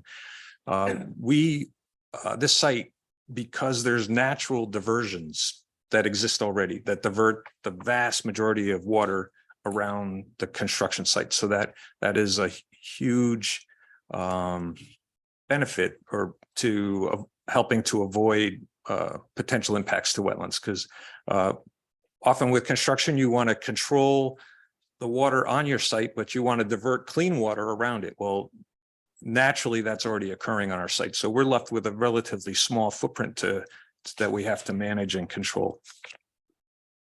The site does drain, as been discussed, to the 5 Mile River. It's about 300 feet downstream from the site. The water from the site flows below Hill Street through a culvert. That culvert extends another 30 or 40 feet where it outlets onto a private property just uphill of Route 123. And there's a drainage channel that's open for 50 to 70 feet on that property before that water flows through another pipe below Route 123 and makes its way to directly into the 5 Mile River then. So much of that flow from our property to the 5 Mile River, much of it is piped. Just a small area is not piped, and that channel is on a property where it appears that it's been improved over time. Stone walls and boulders used to stabilize that channel. Long Island Sound is about 7 miles downstream from the property. About 75% of the site is forested upland, and it's a very common woodland within the area. The forest layer includes many native trees, but also a fair amount of Norway maples are present in the forest, an invasive tree, but mostly are native trees. Some very large tulip trees are present. A number of white ash that have died due to the emerald ash borer. The wetland is approximately 1.2 acres. About 25% of the property. And that includes, there's two primary areas of wetland. There's the wetland in the southwest corner of the site, which is gently sloping. And that wetland itself really has what I'd like to say are two different areas. There's the area generally within the conservation easement in the lowest southwest corner of the property. And that is a area of wetland that is nearly flat. It's still sloping, but it's nearly flat. And due to its location there and with Hill Street immediately downhill of it, it's a wetter system. And basically you have water standing on the surface for quite a bit of the time throughout the year, except in drought conditions or the dry periods of the year in July, August, September. And you can see this when you look at aerial photos of the property, that that wetter area of the wetland is a darker shade. Even the aerials that are included with our presentation, you can see that area of wetland that I'm referring to. So that's maybe 1/3 of that wetland in the western portion of the property. The middle and northern portions, that's more steeply sloping. And so that wetland doesn't have much surface water. It's primarily groundwater, and you have shallow subsurface water moving through the ground and feeding that wetland. So very little ponding of any water in that area. The wetland the dominant tree is red maple. Red maple is the most common tree in the wetlands and the forested wetlands in our area, otherwise known as swamp maple. There's another common wetland vegetation within the wetlands. We've been reviewing this property for a number of years, starting in 2017 and 16, and then again in 2021 and 2022. So we've seen it over different times of the year and over different years. We did look at the wetland to see if it had any critical habitat, such as was it able to support vernal pool species? And we were out in the spring of 2017, and at that time we did not find any obligate species, any amphibians, such as wood frogs or spotted salamanders, no adults, no eggs, no young, and based on the fact that the wetland is is sloping and that it has an outlet and its location within the surrounding landscape. It's our professional opinion that this wetland does not have a vernal pool habitat. We checked the Connecticut Deep files with regard to critical habitats and listed species, such as species that might be endangered or threatened. That their file systems, otherwise known as the Natural Diversity Database. The state files do not have any records of any listed species or critical habitats on or immediately adjacent to the property.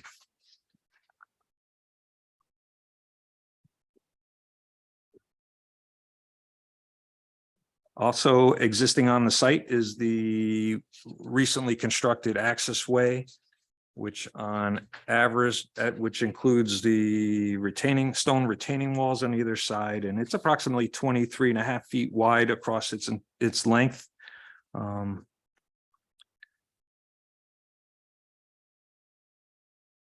then we looked at the proposed conditions and looked at the potential for the project to have an adverse effect on the wetlands. And when we consider this, we look at 4 different conditions, what we call direct impacts and indirect impacts. And the direct would be actual activities in the wetland themselves. With the current proposal, there's no activities proposed in the wetland. There's the previous approval for the driveway that did include activities within the wetland, but that's an existing approval. So the current request for a permit, application for a permit before you now does not include any regulated activity within the wetland itself. So we look at direct and indirect, and then we look at short-term and long-term. We consider short-term to be activities during construction and long-term to be activities that occur after the development is the construction of development is complete. So for direct activities, there's nothing in the short term or the long term. So then we focused on indirect activities, which are activities occurring adjacent to the wetland, and how they might affect the wetland during construction and after construction. And you've had many questions this evening, and they're primarily related to that. Some of those things the team has been able to answer. I may be able to answer a few more or add some more information.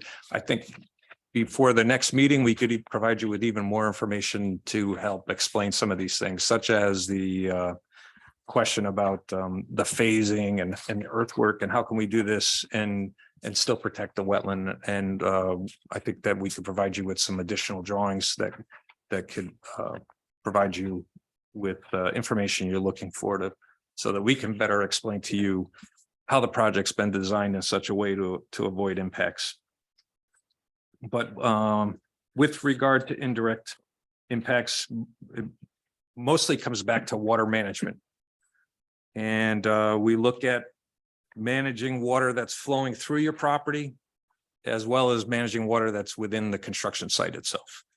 As I had indicated, there's nearly an 18-acre watershed to the wetland, but to the construction site, the watershed is only a couple acres. So, and that 16 acres or so is naturally flowing around the site. So that makes the job of protecting the wetlands much easier. That clean water is going to continue to be clean. Nothing that we're doing on our site will affect that because it's flowing around the site. It does flow into the wetland and is critical to the wetland due to its size relative to the construction site. It has a greater impact on the wetland than does our property. So that's a good thing, but nonetheless, there is a little bit of land uphill of our construction site that will flow through the site. And as has been described, there will be a collection system to collect that water that's uphill of us that would be otherwise moving through our site. We're going to collect that clean water and then divert it around the property, around the development, and then discharge it in a non-erosive manner just downstream of the property so that it makes its way back into the wetland as it would have flowed.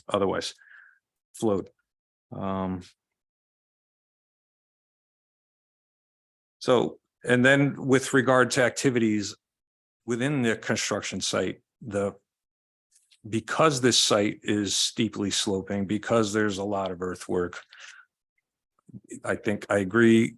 A lot of your concentration was on activities during construction. And so a lot of good comments and questions. And I'm confident that the project has been designed in a way and can be constructed in a way and will be with proper monitoring and maintenance to ensure that the wetlands will be protected. And we will provide additional documents to further explain how that'll occur. But the major thing is you want to reduce erosion first.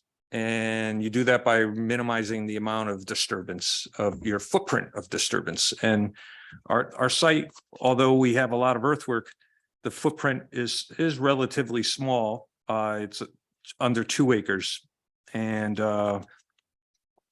also once we're with the phasing of the project, once we remove the loose soil above the bedrock, the potential for soil erosion is eliminated. So the most critical piece will getting through those early phases of the construction, where you remove the vegetation and you remove that top layer of soil. Once you get into the later phases of the project, after the building platform is created, most of the site will be rock, crushed stone, and there won't be any soil to erode within the construction site itself.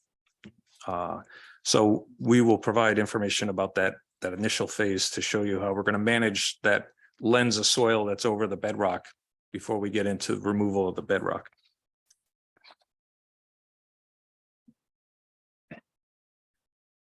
And as noted, there'll be monitoring and maintenance of the soil erosion and sediment control measures.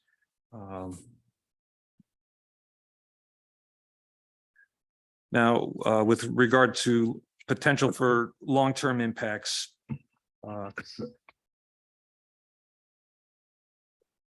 again, it's focused on water management. If this site, the 2 primary ways that a development could affect a wetland in towns like New Canaan come down primarily to stormwater management and sanitary discharge. This site will not have on-site septic systems. It'll be connected to the town sanitary system, so that will not be an issue on this site with the potential for affecting a wetland. So we're focused primarily on surface and groundwater management. For engineering purposes and the state guidelines and the town guidelines, there's 2 primary areas of stormwater management that are considered. One is managing the very infrequent and very large storms, and that we manage that for flood control primarily. And then we manage the smaller storms, which often terms are used, the water quality treatment volume and the groundwater recharge volume. Those storms happen very frequently but they're relatively small. And we're looking at storms that have precipitation of approximately 1 inch of precip. And if the reason all the manuals focus on a 1 inch storm is that storm accounts for about 90% of both the storm events and the total precip over the course of a year. Because of that, those storms have the greatest effect on the wetland. That's really what makes the wetland a wetland. It's not the storm that happens once every 5 years or 10 years or 100 years. Those storms, they're larger, they flow through a wetland, and they're not what make the wetland a wetland for all the other times that they don't occur. So we really want to focus on those smaller storms. And so the water, we focus on the water quality and ensuring that we're protecting that. The project engineer, Mr. Duenas, reviewed the variety of water quality BMPs that are being proposed. And so there's quite a treatment train of deep sump catch basins, followed by hydrodynamic separators, followed by infiltration systems. And then when you add in as well green roof. That green roof is proposed to cover 40% of the roof of the building. And so all of those systems are collecting and treating that 1 inch and smaller rainstorm events. And then even when you have a larger storm, it's still collecting that first 1 inch. So we're collecting and treating way beyond the 90% volume of rainwater that would be running through the site. And with that, due to that, the studies have shown when you use BMTs like that and you treat that water quality volume, that you can then protect the downstream waters and wetlands. And so based on that, it's my opinion that the project will be able to avoid adversely impacting the wetlands with regard to water quality. Quantity is another issue, and this gets back to those small storms again. So because we'll be collecting those smaller frequent storms, the storms that happen on average every 3 days, and the average storm is about a ½ inch, and that is approximately every 3 days on average. So these systems are designed to be twice to control more than twice that volume. So by collecting that, putting it into these infiltration systems, that water then slowly goes into the ground, slowly makes its way to the wetland in the manner that it does today. Rather than if you had collected that and put it right into a pipe and discharged it to the surface of the wetland, it would flow through the wetland pretty quickly. The wetland would be impacted because it would be drier. It would just get wet during a storm, but not be able to sustain that moisture in between the storm events. But by putting that water into the ground, every average storm, that water just slowly makes its way to the wetland. It's cleaned, and the volume that's required to maintain the wetland is fed to the wetland on a regular basis, week after week after week.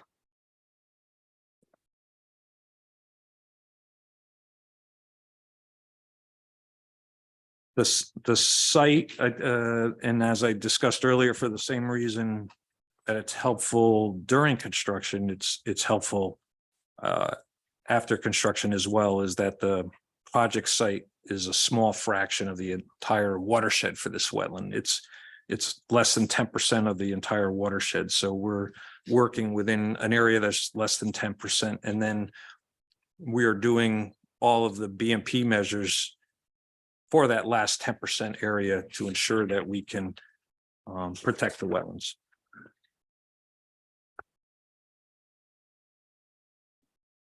Lastly, just briefly talk about the buffer enhancements that we're proposing. As I said, that the development is designed to be very tight. There's right up to the edge of the proposed pavement areas.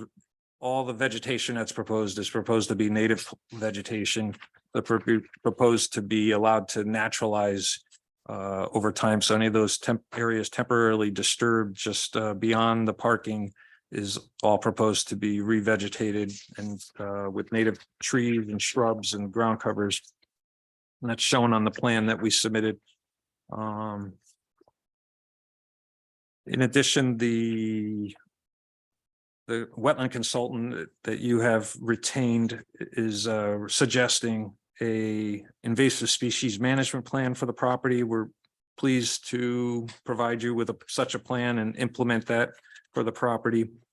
Also approved with the driveway were some other plantings that were proposed by Environmental Land Solutions, and that work will still occur as required. So that work is focused along the southern portion of the property within the conservation easement area. And that includes removing debris that's been placed on the property from some property owners to the south, as well as removing some invasive vegetation in the conservation area, and then planting native plants and after the removal of that invasive vegetation. Those drawings are in your records from your earlier applications. We're pleased to resubmit those drawings if it to help complete the record for this application.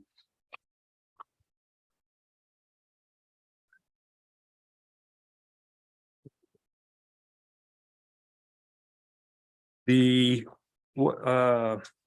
with regard to the amount of earthwork and how that might affect the wetland, it really comes back to the management of our water. And again, that much of the water flowing to the wetland is flowing around the construction site.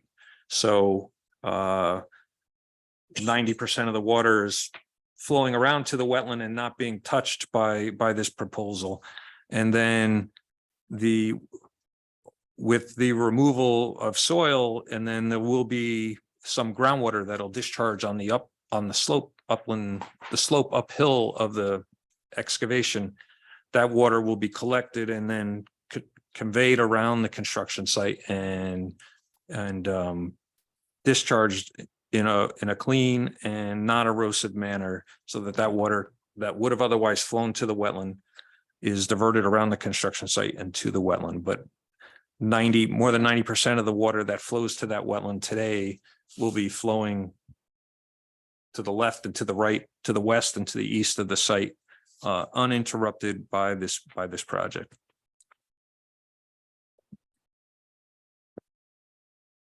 Be pleased to answer any questions that you might have. This is George Perkins for the record. You talked about an indirect impact on the wetlands. Could you just kind of give us a general idea of what you're talking about? It was written up, but maybe you can just tell us what an indirect impact might be. Sure. So indirect impact is an impact that results from an activity occurring outside the wetland. If you had a construction site and did not install soil erosion and sediment controls, no sill fencing, and then you disturbed a half-acre of land and you had a large rainstorm, soil is eroded, and then that sediment, that becomes sediment, and that sediment, the water carries the sediment into the wetland and deposits sediment in a wetland and buries plant material, or perhaps buries wetland fauna, and resulting then in an impact to that wetland. If you, so that would be a short-term indirect impact. And then a longer-term indirect impact would be the construction of a parking lot and collecting that water and discharging it right into a pipe that discharges right into a wetland that then delivers contaminants to the wetland that aren't trapped and are filtered out, and changes the water volume in the wetland so that it causes the wetland to be drier than it otherwise would be. So by having a development outside the wetland without any stormwater or best management practices, you could then end up with an indirect impact to the wetland from that stormwater. Thank you. Angela Jameson for the record. Could you please talk to the risk of pollutants from all the vehicles that are going to be traveling up and down the driveway, both during the construction phase, but after the building is there and you've got 93 households, Sure. probably with multiple vehicles, they'll have visitors, Sure. they'll have many trips to make during the day. So, you know, what is the risk that we get quite a lot of pollution seeping into the wetlands as a result of all this activity? Yes, that's a good point. We have considered this. Couple things come into mind is one, we do have the BMPs that are proposed according to the state manual for collection and treatment of stormwater runoff. And so that's a very good thing there. And second is that we will be providing a management plan. Well, during construction, you have sweeping, and we're going to propose sweeping after construction as an added level of treatment to deal with that. What is that word you're using? Sweeping. Sweeping. Yes. We're going Street to- sweeping. Oh, street sweeping. Oh, okay. God, oh, okay. Oh. Good question. And Angela James again, if I may, just to follow up, what's going to happen with all the debris that you collect when you sweep? Yes, the companies will be professional companies that are licensed and have proper part of their protocol, they have to dispose of that material in a legal manner offsite. It'll be offsite. And then perhaps to go on to the second part of my question, after construction, when you've got 93 households in that area with all their vehicles. Yes, so street sweeping and the BMPs, a combination of treating the water, and then the sweeping will reduces the pollutant load. But then you also have the treatment. And also what's also the use, you have a very good question. You focused on the use and the intensity, the amount of cars. Related to that is that driveway, the area closest to the wetland, being a driveway, will have fewer potential contaminants than if it was a parking lot, because cars won't be sitting there and dripping and things washing off of the car. They'll be passing through, but nonetheless, the BMPs, the porous pavement, and the filters below the porous pavement, and the use of regular street sweeping, it's our professional opinion that will avoid adversely affecting the wetland. But there are parking areas that are really quite close to the wetlands. We'll also sweep those too. Yes, Yeah. but you said that if there were parking areas very close to the wetland, there's a greater risk of pollutants seeping into the wetlands. Where we do have parking, there are natural soils between the parking and the wetland, so I am less concerned about that than where the driveway it is itself. If the parking was on the driveway, that would concern me more, But the because that's parking- immediately, there's no separation distance between the driveway and the wetland.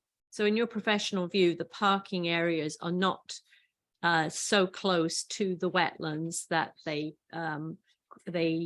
actually constitute a risk to them.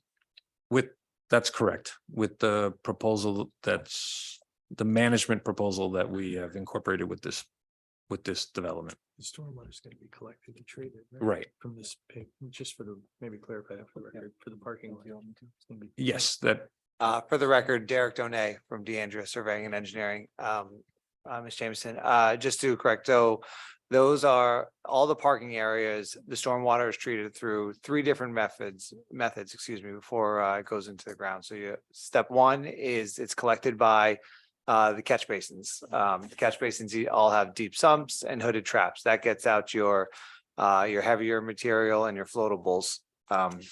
The water that passes on through them is then piped through a hydrodynamic separator. So that's a swirl concentrator system. So what that does is it further separates out both your fine sediment and your oils and greases. All right, those get trapped into two chambers, and the water, the floating greases and oils stay on top, sediments drop to the bottom, and the cleaner water goes through the middle. Those chambers are serviced on a regular basis, like most of these projects where there's a semi-annual cleaning program for these. After it goes through the hydrodynamic separator, it's been treated there, it then goes into the stormwater retention infiltration systems. And this is for all the parking areas, okay?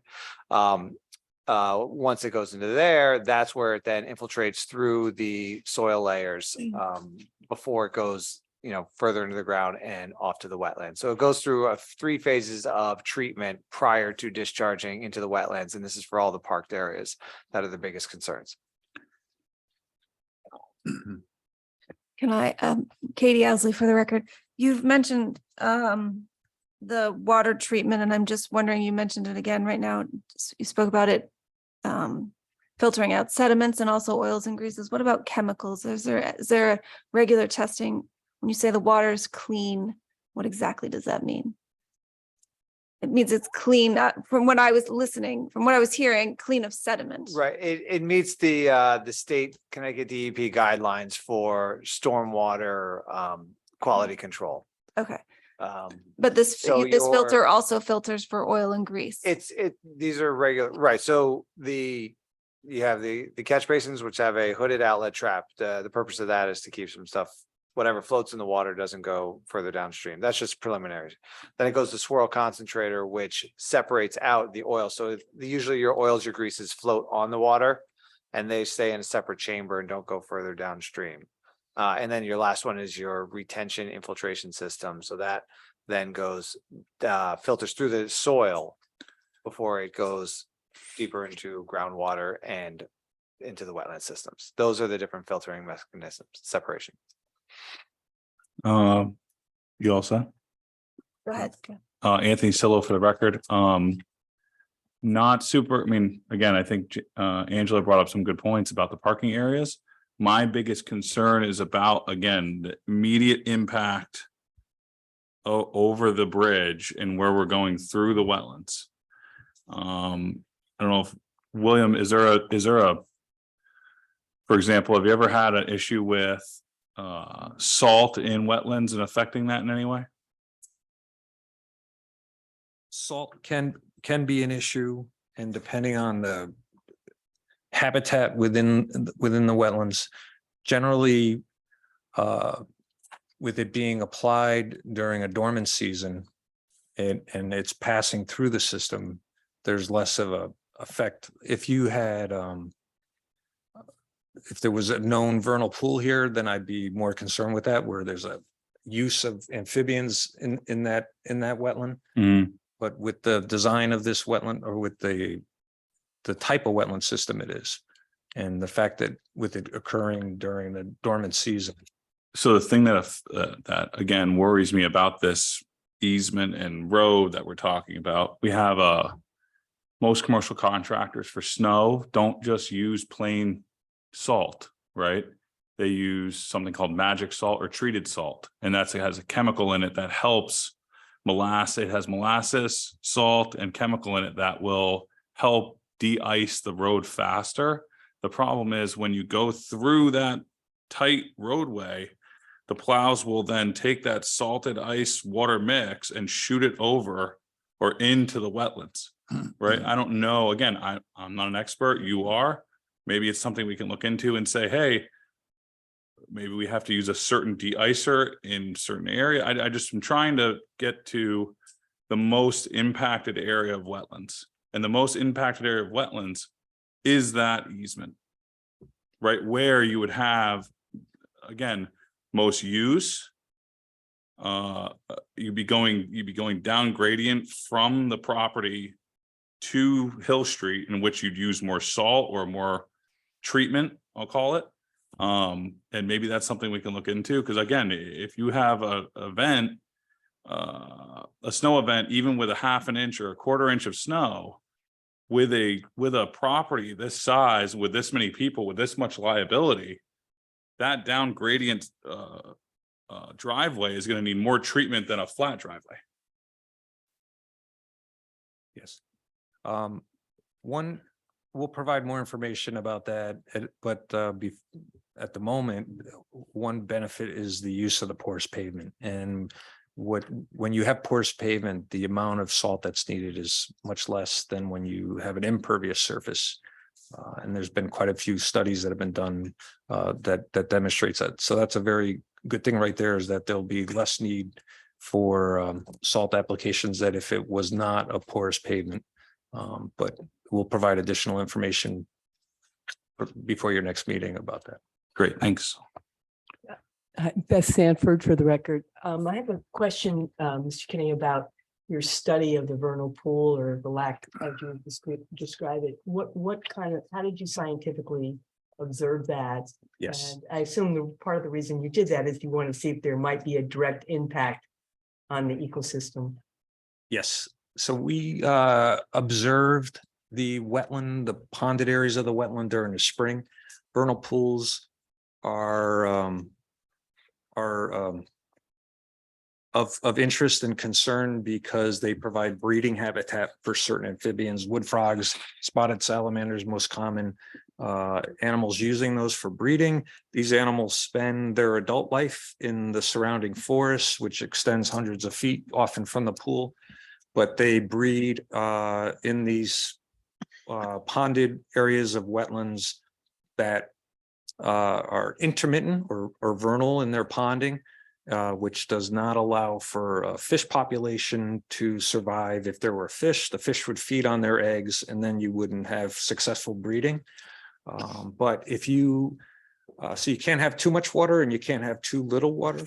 If you have too little water, the amphibians need a certain amount of time to develop, hatch, and then develop and get to develop to a point where they can then go into the upland and spend their adult life in the upland until it's time to breed next year. So what you do to determine whether an area is a vernal pool is you go out in the spring during the time of breeding. You look to see if if you find any egg masses. You look to see if you find any adults in the pool. And then if you do find egg masses or breeding, you then monitor that for a period of time through the breeding season to see if those if that pool holds water long enough for those young to hatch, develop, and make their way into the upland. So we did that in the year of 2017 and monitored. We didn't find any egg masses or any adults. And so based on that, and also based on the physical nature of the wetland, most vernal pools are depressional features, not sloping, and most do not have a defined outlet. And this wetland has a defined outlet. It's sloping, so physically it's not the greatest. You wouldn't expect it to be a vernal pool, but it does have some shallow areas of ponding, so we did check it for that. So physically it doesn't, it's not what you would expect to be a vernal pool. And then also we did not find the actual animals using this area. And is that written up in the study that you can share with us? We discussed it in our report and in basically what I just described, that we observed it in the spring of 2017 and didn't find evidence of any breeding. I have a separate question. You mentioned the green, I heard it a couple times about the green roof on the building. Is that something possible or is that definitive in terms of the development? Derek Donay from DeAndrea Surveying and Engineering. Yes, no, that was one of our, as far as trying to implement as many water quality measures, best management practices on the site as we could. We confirmed that with the architect and we've denoted areas. Actually, if you look at the screen right now, if you see that building, those green areas on the building, that's about 40% of the building. Those are the areas the architect confirmed can be used as vegetated roof areas. So a vegetated roof system usually consists of a minimum of 4 inches of soil with obviously some vegetation. And the purpose of that is the water that would normally hit the building roof is now hitting straight into just the soil layer, which does a couple things. One, it slows down the runoff coming from the building. That's the main thing. Okay, thank you. Priscilla Woike, sort of to follow up on her question, was in your report, you do say that you've seen or potentially occurring the toads and the peepers, the frogs and whatnot. How are they going to be disturbed or what's going to happen there? The little animals, the reptiles and the amphibians. Right. There are some amphibians that are common, but not vernal pool species. Yes. So we expect species that are accustomed to living in a suburban environment and dealing with water quality of a suburban environment, and Will they be disturbed during this whole process? not with the proposed development as designed. Dan Stepanek for the record. Looking at your report here, September. Have you received the okay approval from the Army Corps of Engineers and Deep on your submittal? It says here you're waiting on an approval. Now, if you're waiting on an approval, I suppose that's the old one, right? That's the old approval of a 16-foot driveway and that. So you're gonna have to resubmit it for a 20-foot driveway? And we haven't approved that. So have you received approval from the Army Corps of Engineers? For the record, Chris Smith, Mr. Chairman, we, because of the NOV that had been issued and we have submitted, or in the process of submitting a pre-construction notification with the Army Corps. We do not anticipate that to be an issue. That's concurrent jurisdiction with this commission, as this commission is well aware. The Army Corps definition of, wetlands is by, plant, it's a different definition with soil types.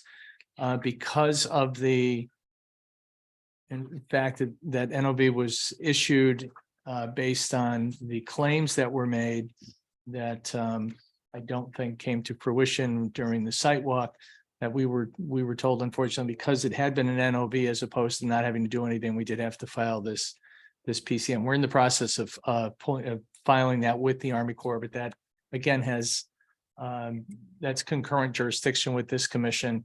Again, we don't anticipate any issues with that in light of the advice that we've received from Corps and It says the driveway construction is mostly complete, including construction of the archway culvert. However, construction activity is currently paused, and we know that due to a United States Army Corps of Engineer and Connecticut Department of Deep notification of violation, right? And it says there in March of 2022, the two agencies notified the applicant that authorizations from each agency were required and that none had been obtained for the driveway construction activities within the wetlands. Right, this is where we were back in July when we appeared before the commission. Okay. We were dealing with the request to revoke the prior permits, the approvals. And we are in the same situation. We've pulled together the application based on the fact that we pulled together this application as quickly as we did because of zoning issues with moratoriums. And but we're in the process of, after we've compiled this information for this application, we're now pulling it together to get the application into the court. It goes to DEP as part of their review as well. And we've been in communication with the representative from the Army Corps and from DEP. We've entered into a tolling agreement where so we're in the process of doing that. But that's But we're- but oh, my go ahead. question is, sir, is that if they approve that and we approve this, which is different, do you have to go back to them and get an approval on the new one we're approving, if we Oh, approve it? Good question. Our position, no, with the activities that are actually occurring with this application are not in a wetlands, not the direct impacts. We are going to show the Corps what we're doing here with this application so they can see that we're not performing activities that require their actual review and approval. I think Mr. Kenny might be able to confirm that for me, but that's what we're doing. So we're showing them what we're doing to confirm that it doesn't require a permit from the Corps, Yeah. but because of the NOV, we have to give them with the driveway.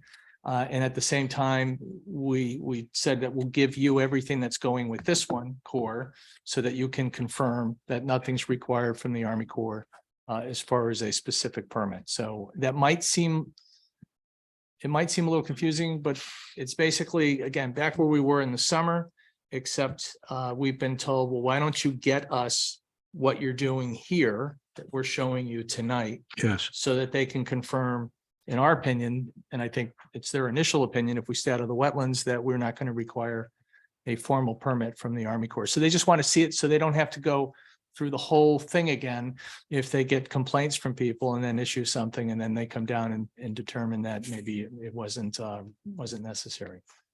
But we're in the process of doing that. I know Mr. Kenny's office is doing that. If you confirm whether I'm being accurate with what I'm representing. Yes, I think in summary, all of the project drawings and reports that you received, are being provided to the Army Corps. So they're reviewing the exact same design. And Well, that brings up another point. Now, the application you're asking us to approve is different in many ways, or at least a few major ways than the one we approved in 2014, i.e. the width of the driveway.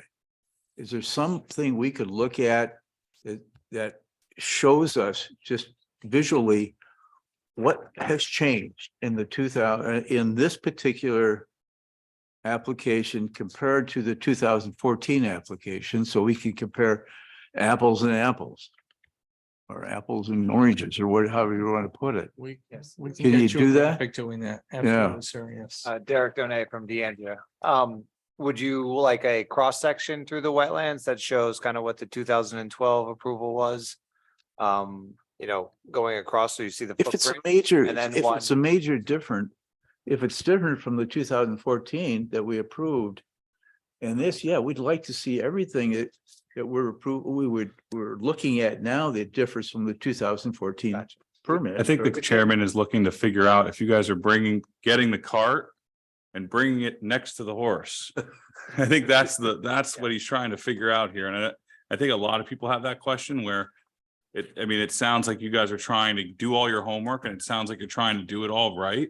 I think just the order of operations on this might be a little off. And I think that's what the chairman's trying to convey, right? I mean, am I wrong?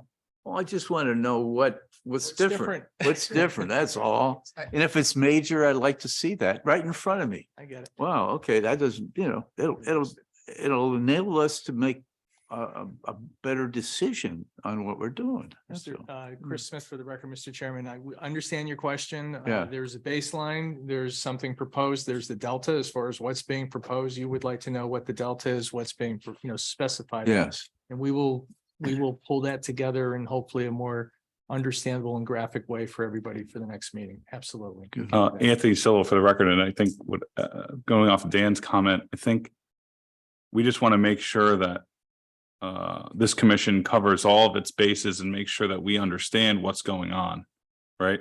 We don't want to approve something that then you go to the Army Corps and say, hey, we have this, approval, and, they say it's all set. I think, again, the order of operations is very important. I'm not saying that it's unattainable. I think we just need to understand the whole scope. Kathleen Holland for the record. Derek, in addition to cross-section, aerial, bird's eye view of perhaps what was previously approved and what you're asking for, if that would reflect further help define what the commission is looking for. Yeah, well, I would think the aerial would help just to, But potentially. I mean, think if it I would. were on the commission. Yes. and then the third thing is, it seems to me, and I'm just guessing, and when we went out for the site visit about a month ago, that turn on the driveway is really sharp going up the hill, and it's almost like a hairpin turn. And I said to myself, if somebody is coming down that hill too fast, they're going to go right off and right into the wetlands, or going up and they don't make the turn going right. I don't know what you can do about it, because that turn's already been built in there, but that's just a hairpin turn. And if if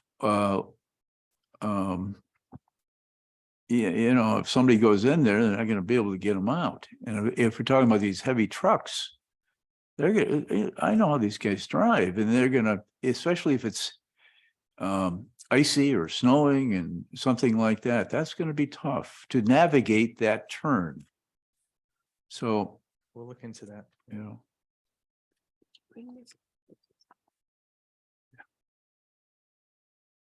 that's all I got. Anybody else? I just had Angela Jameson for the record. I had another question for Mr. Kenny. So how would you characterize the wetlands on this property? Are they high functioning wetlands, low functioning, something in between, and why? We do have a section in our report regarding the functions of the wetland. But in general, I would say there's something in between. For example, there's many wetlands in Fairfield County that are lawn and have very limited value. This is certainly not the case. So this is a forested wetland. It has when we look at typical functions of a wetland is groundwater discharge, and on page 15 of my report, we list different functions. Groundwater discharge or recharge, storm and floodwater storage, modification of water quality, export of detritus, which is basically is the wetland creating a food source that gets sent downstream for aquatic animal to use, and then contribution to abundance and diversity of wetland vegetation, or contribution and abundance to diversity of wetland fauna. So, you know, generally we find it, we've listed these to be moderate, that one of its and we look at the different characteristics of the wetland to come to these conclusions. But the groundwater discharge, because this is a sloping wetlands tend to have more groundwater discharge. So we had that as moderate to high, and it depends where you are in the wetland, but there's different areas that have a higher rate of groundwater discharge. And then if a wetland has a lot of groundwater discharge, it does not generally able to recharge, because it's a wetland type that allows for groundwater to come to the surface. There's some wetlands that are located elsewhere in the landscape that allow surface water to get back into the ground. But this wetland is primarily functioning as something for groundwater to come to the surface. And then it gets into streams, and you're providing clean groundwater that's going through your wetland to get to a stream and provide habitat within the stream. So it's primarily a discharge area. Because it's sloping, it limits its ability to store floodwaters, because we protect a lot of wetlands because they're floodplains. They store floodwaters. This wetland, because it's sloping and it has an outlet, it stores a little bit of water, but not much compared to some other wetlands. Then you have modification of water quality.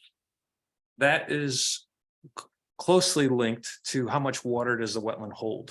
If it holds water for long periods of time, that gives the water more time for pollutants to settle out, or for pollutants to be removed by filtering through vegetation or filtering through soil.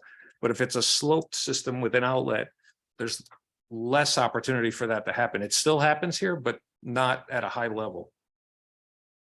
Exported detritus. This wetland does produce organic material, leaves and berries and fruits and seeds and things like that that can float downstream and provide food sources.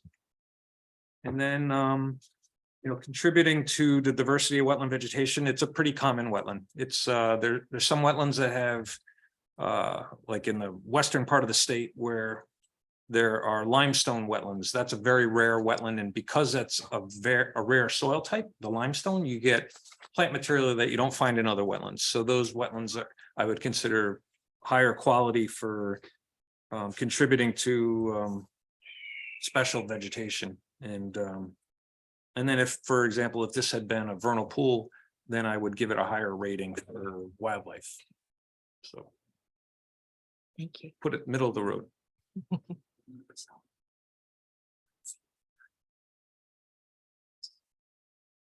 Anyone else with questions? I mean, I guess that explains my question, which was, again, we have one roof that if you put in soil, it absorbs water.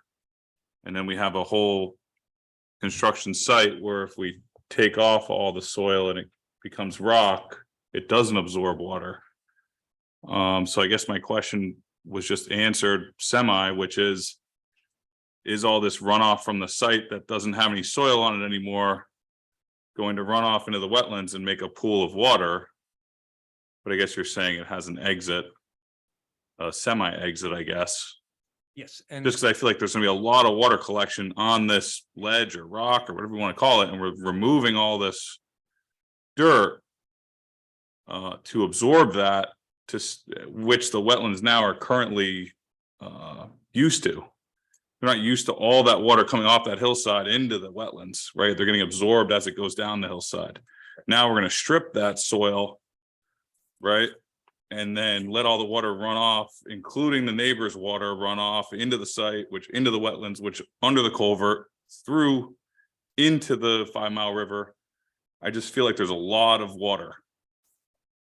I don't know. And again, 6 inches of topsoil on a 40% of a roof absorbs water, but now it doesn't in a site. You know, right. I get it. I understand that there's going to be measures on the final product, which obviously makes sense in the presentation. Again, during construction, a lot of things happen during construction. Final product, I think it's a great product. I think that it's well engineered. I just feel like during construction, would it be worth it for us to maybe not strip everything or maybe not have runoff? I mean, I understand the sediments and all that, but I feel like that's just 4 acres of water. You know, not stopped by soil or leaves or trees or anything else flooding into that our current wetland, which then I can almost guarantee will get flooded, which then will flow underneath the culvert, which will flow underneath 123, which will flow into the 5 Mile River, which will then get dispersed by downstream. So I guess the construction plan, we'll call it, and the finished plan sounds great. I mean, it seems like you guys have it all figured out. It's during this, call it 2.5 year project, we're bound to have a storm, right? Which is going to flood a lot of stuff. You know, I don't know if there's something we can do. I'm just putting it out there. we can, by the next meeting, provide you with additional information to clarify that. Great. later. Thank you. That's good. Any more questions from the commission? Okay, Attorney Smith, are you gonna, is this group gonna be here next time? The entire group? Oh, good. My understanding, everybody is available. Okay. Yes, Mr. Chairman. They want to come back, is that right? I'd love to come back. Okay, We have some assignments and we will look into the items that you've requested and generate that information for you. and as far as here's what I'd like to do is when you come back on December 19th, we may have some more questions for you. But then the interveners, Mr. Stein and Mr. Durkin, both of you would be up next then after that. Is that okay? You'll be prepared for something at that time? Yes, we will. Okay, good. And then we'll have an opportunity to ask questions of them. And then after that, hopefully the public can then ask you comments and make comments and questions, and we'll take it from there. Yeah. Mr. Chairman, just for scheduling purposes, December 19th is the next public hearing. The public hearing will be continued. Any reports, additional information, records, as a staff person, I would appreciate that information getting into the office. Let's see, we are Thanksgiving and whatever, December 5th would be a really great if that could be in. The latest, December 12th, I'm just putting the request out there because I need time to distribute it to the public at large, our consultants, the commission, and everyone to be prepared. So if you could just keep in contact with me regarding those submittals for anyone who might be submitting information. Attorney Shapiro had mentioned that he may have some consultants reports coming in as well. So we'd appreciate those coming in sooner rather than later, so that we can provide the information and have a good flow of exchange of information. Thank you. And Chris Smith, for the record, and I know your consultants that, Mr. Klein. If we can, whenever their reports are ready, and then we'll be able to better respond to them on the 19th as well. If we have them ahead of time. Same. Good. And That's just fine. for the record, it will be in this room on Monday, the 19th at 7 PM. Unless something happens, this is where it's scheduled to be, just for the record. Yes. Unless we have a major snowstorm, yeah. it'll- No, That's no, what it's- we'll be. This is our regular meeting location and Yeah. it's determined for this location. So it's- All right, I'd like to continue this, this hearing and we'll do it on December 19th. Thank you very much. So do you want me to continue? I've got- Yeah, there's 2 or 3 more things I think I on- will. on the agenda. And they're administrative, Oh, administrative actions. I think it was in the package. Maybe just give everyone a minute to leave. Yep.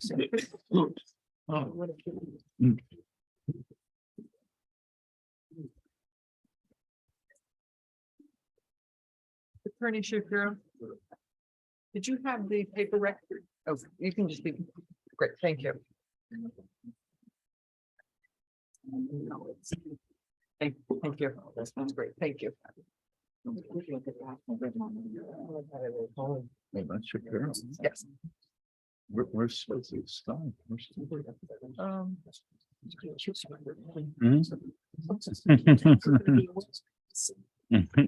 Okay, so I'll just. Okay, great. Thank you. Yep.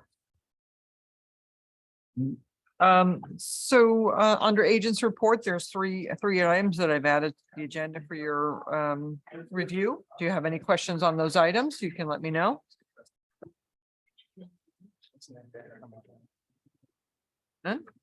I don't. Does anyone have any questions on the administrative action? Nope. No. That's it. All right, let's we'll adjourn this meeting, but we'll continue public hearing to December 19th. Thank you very much. Thank you. See you guys. Have a good Thanksgiving.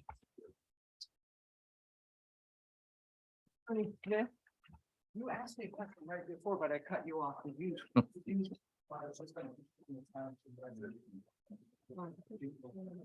What? I think we're all right. Good.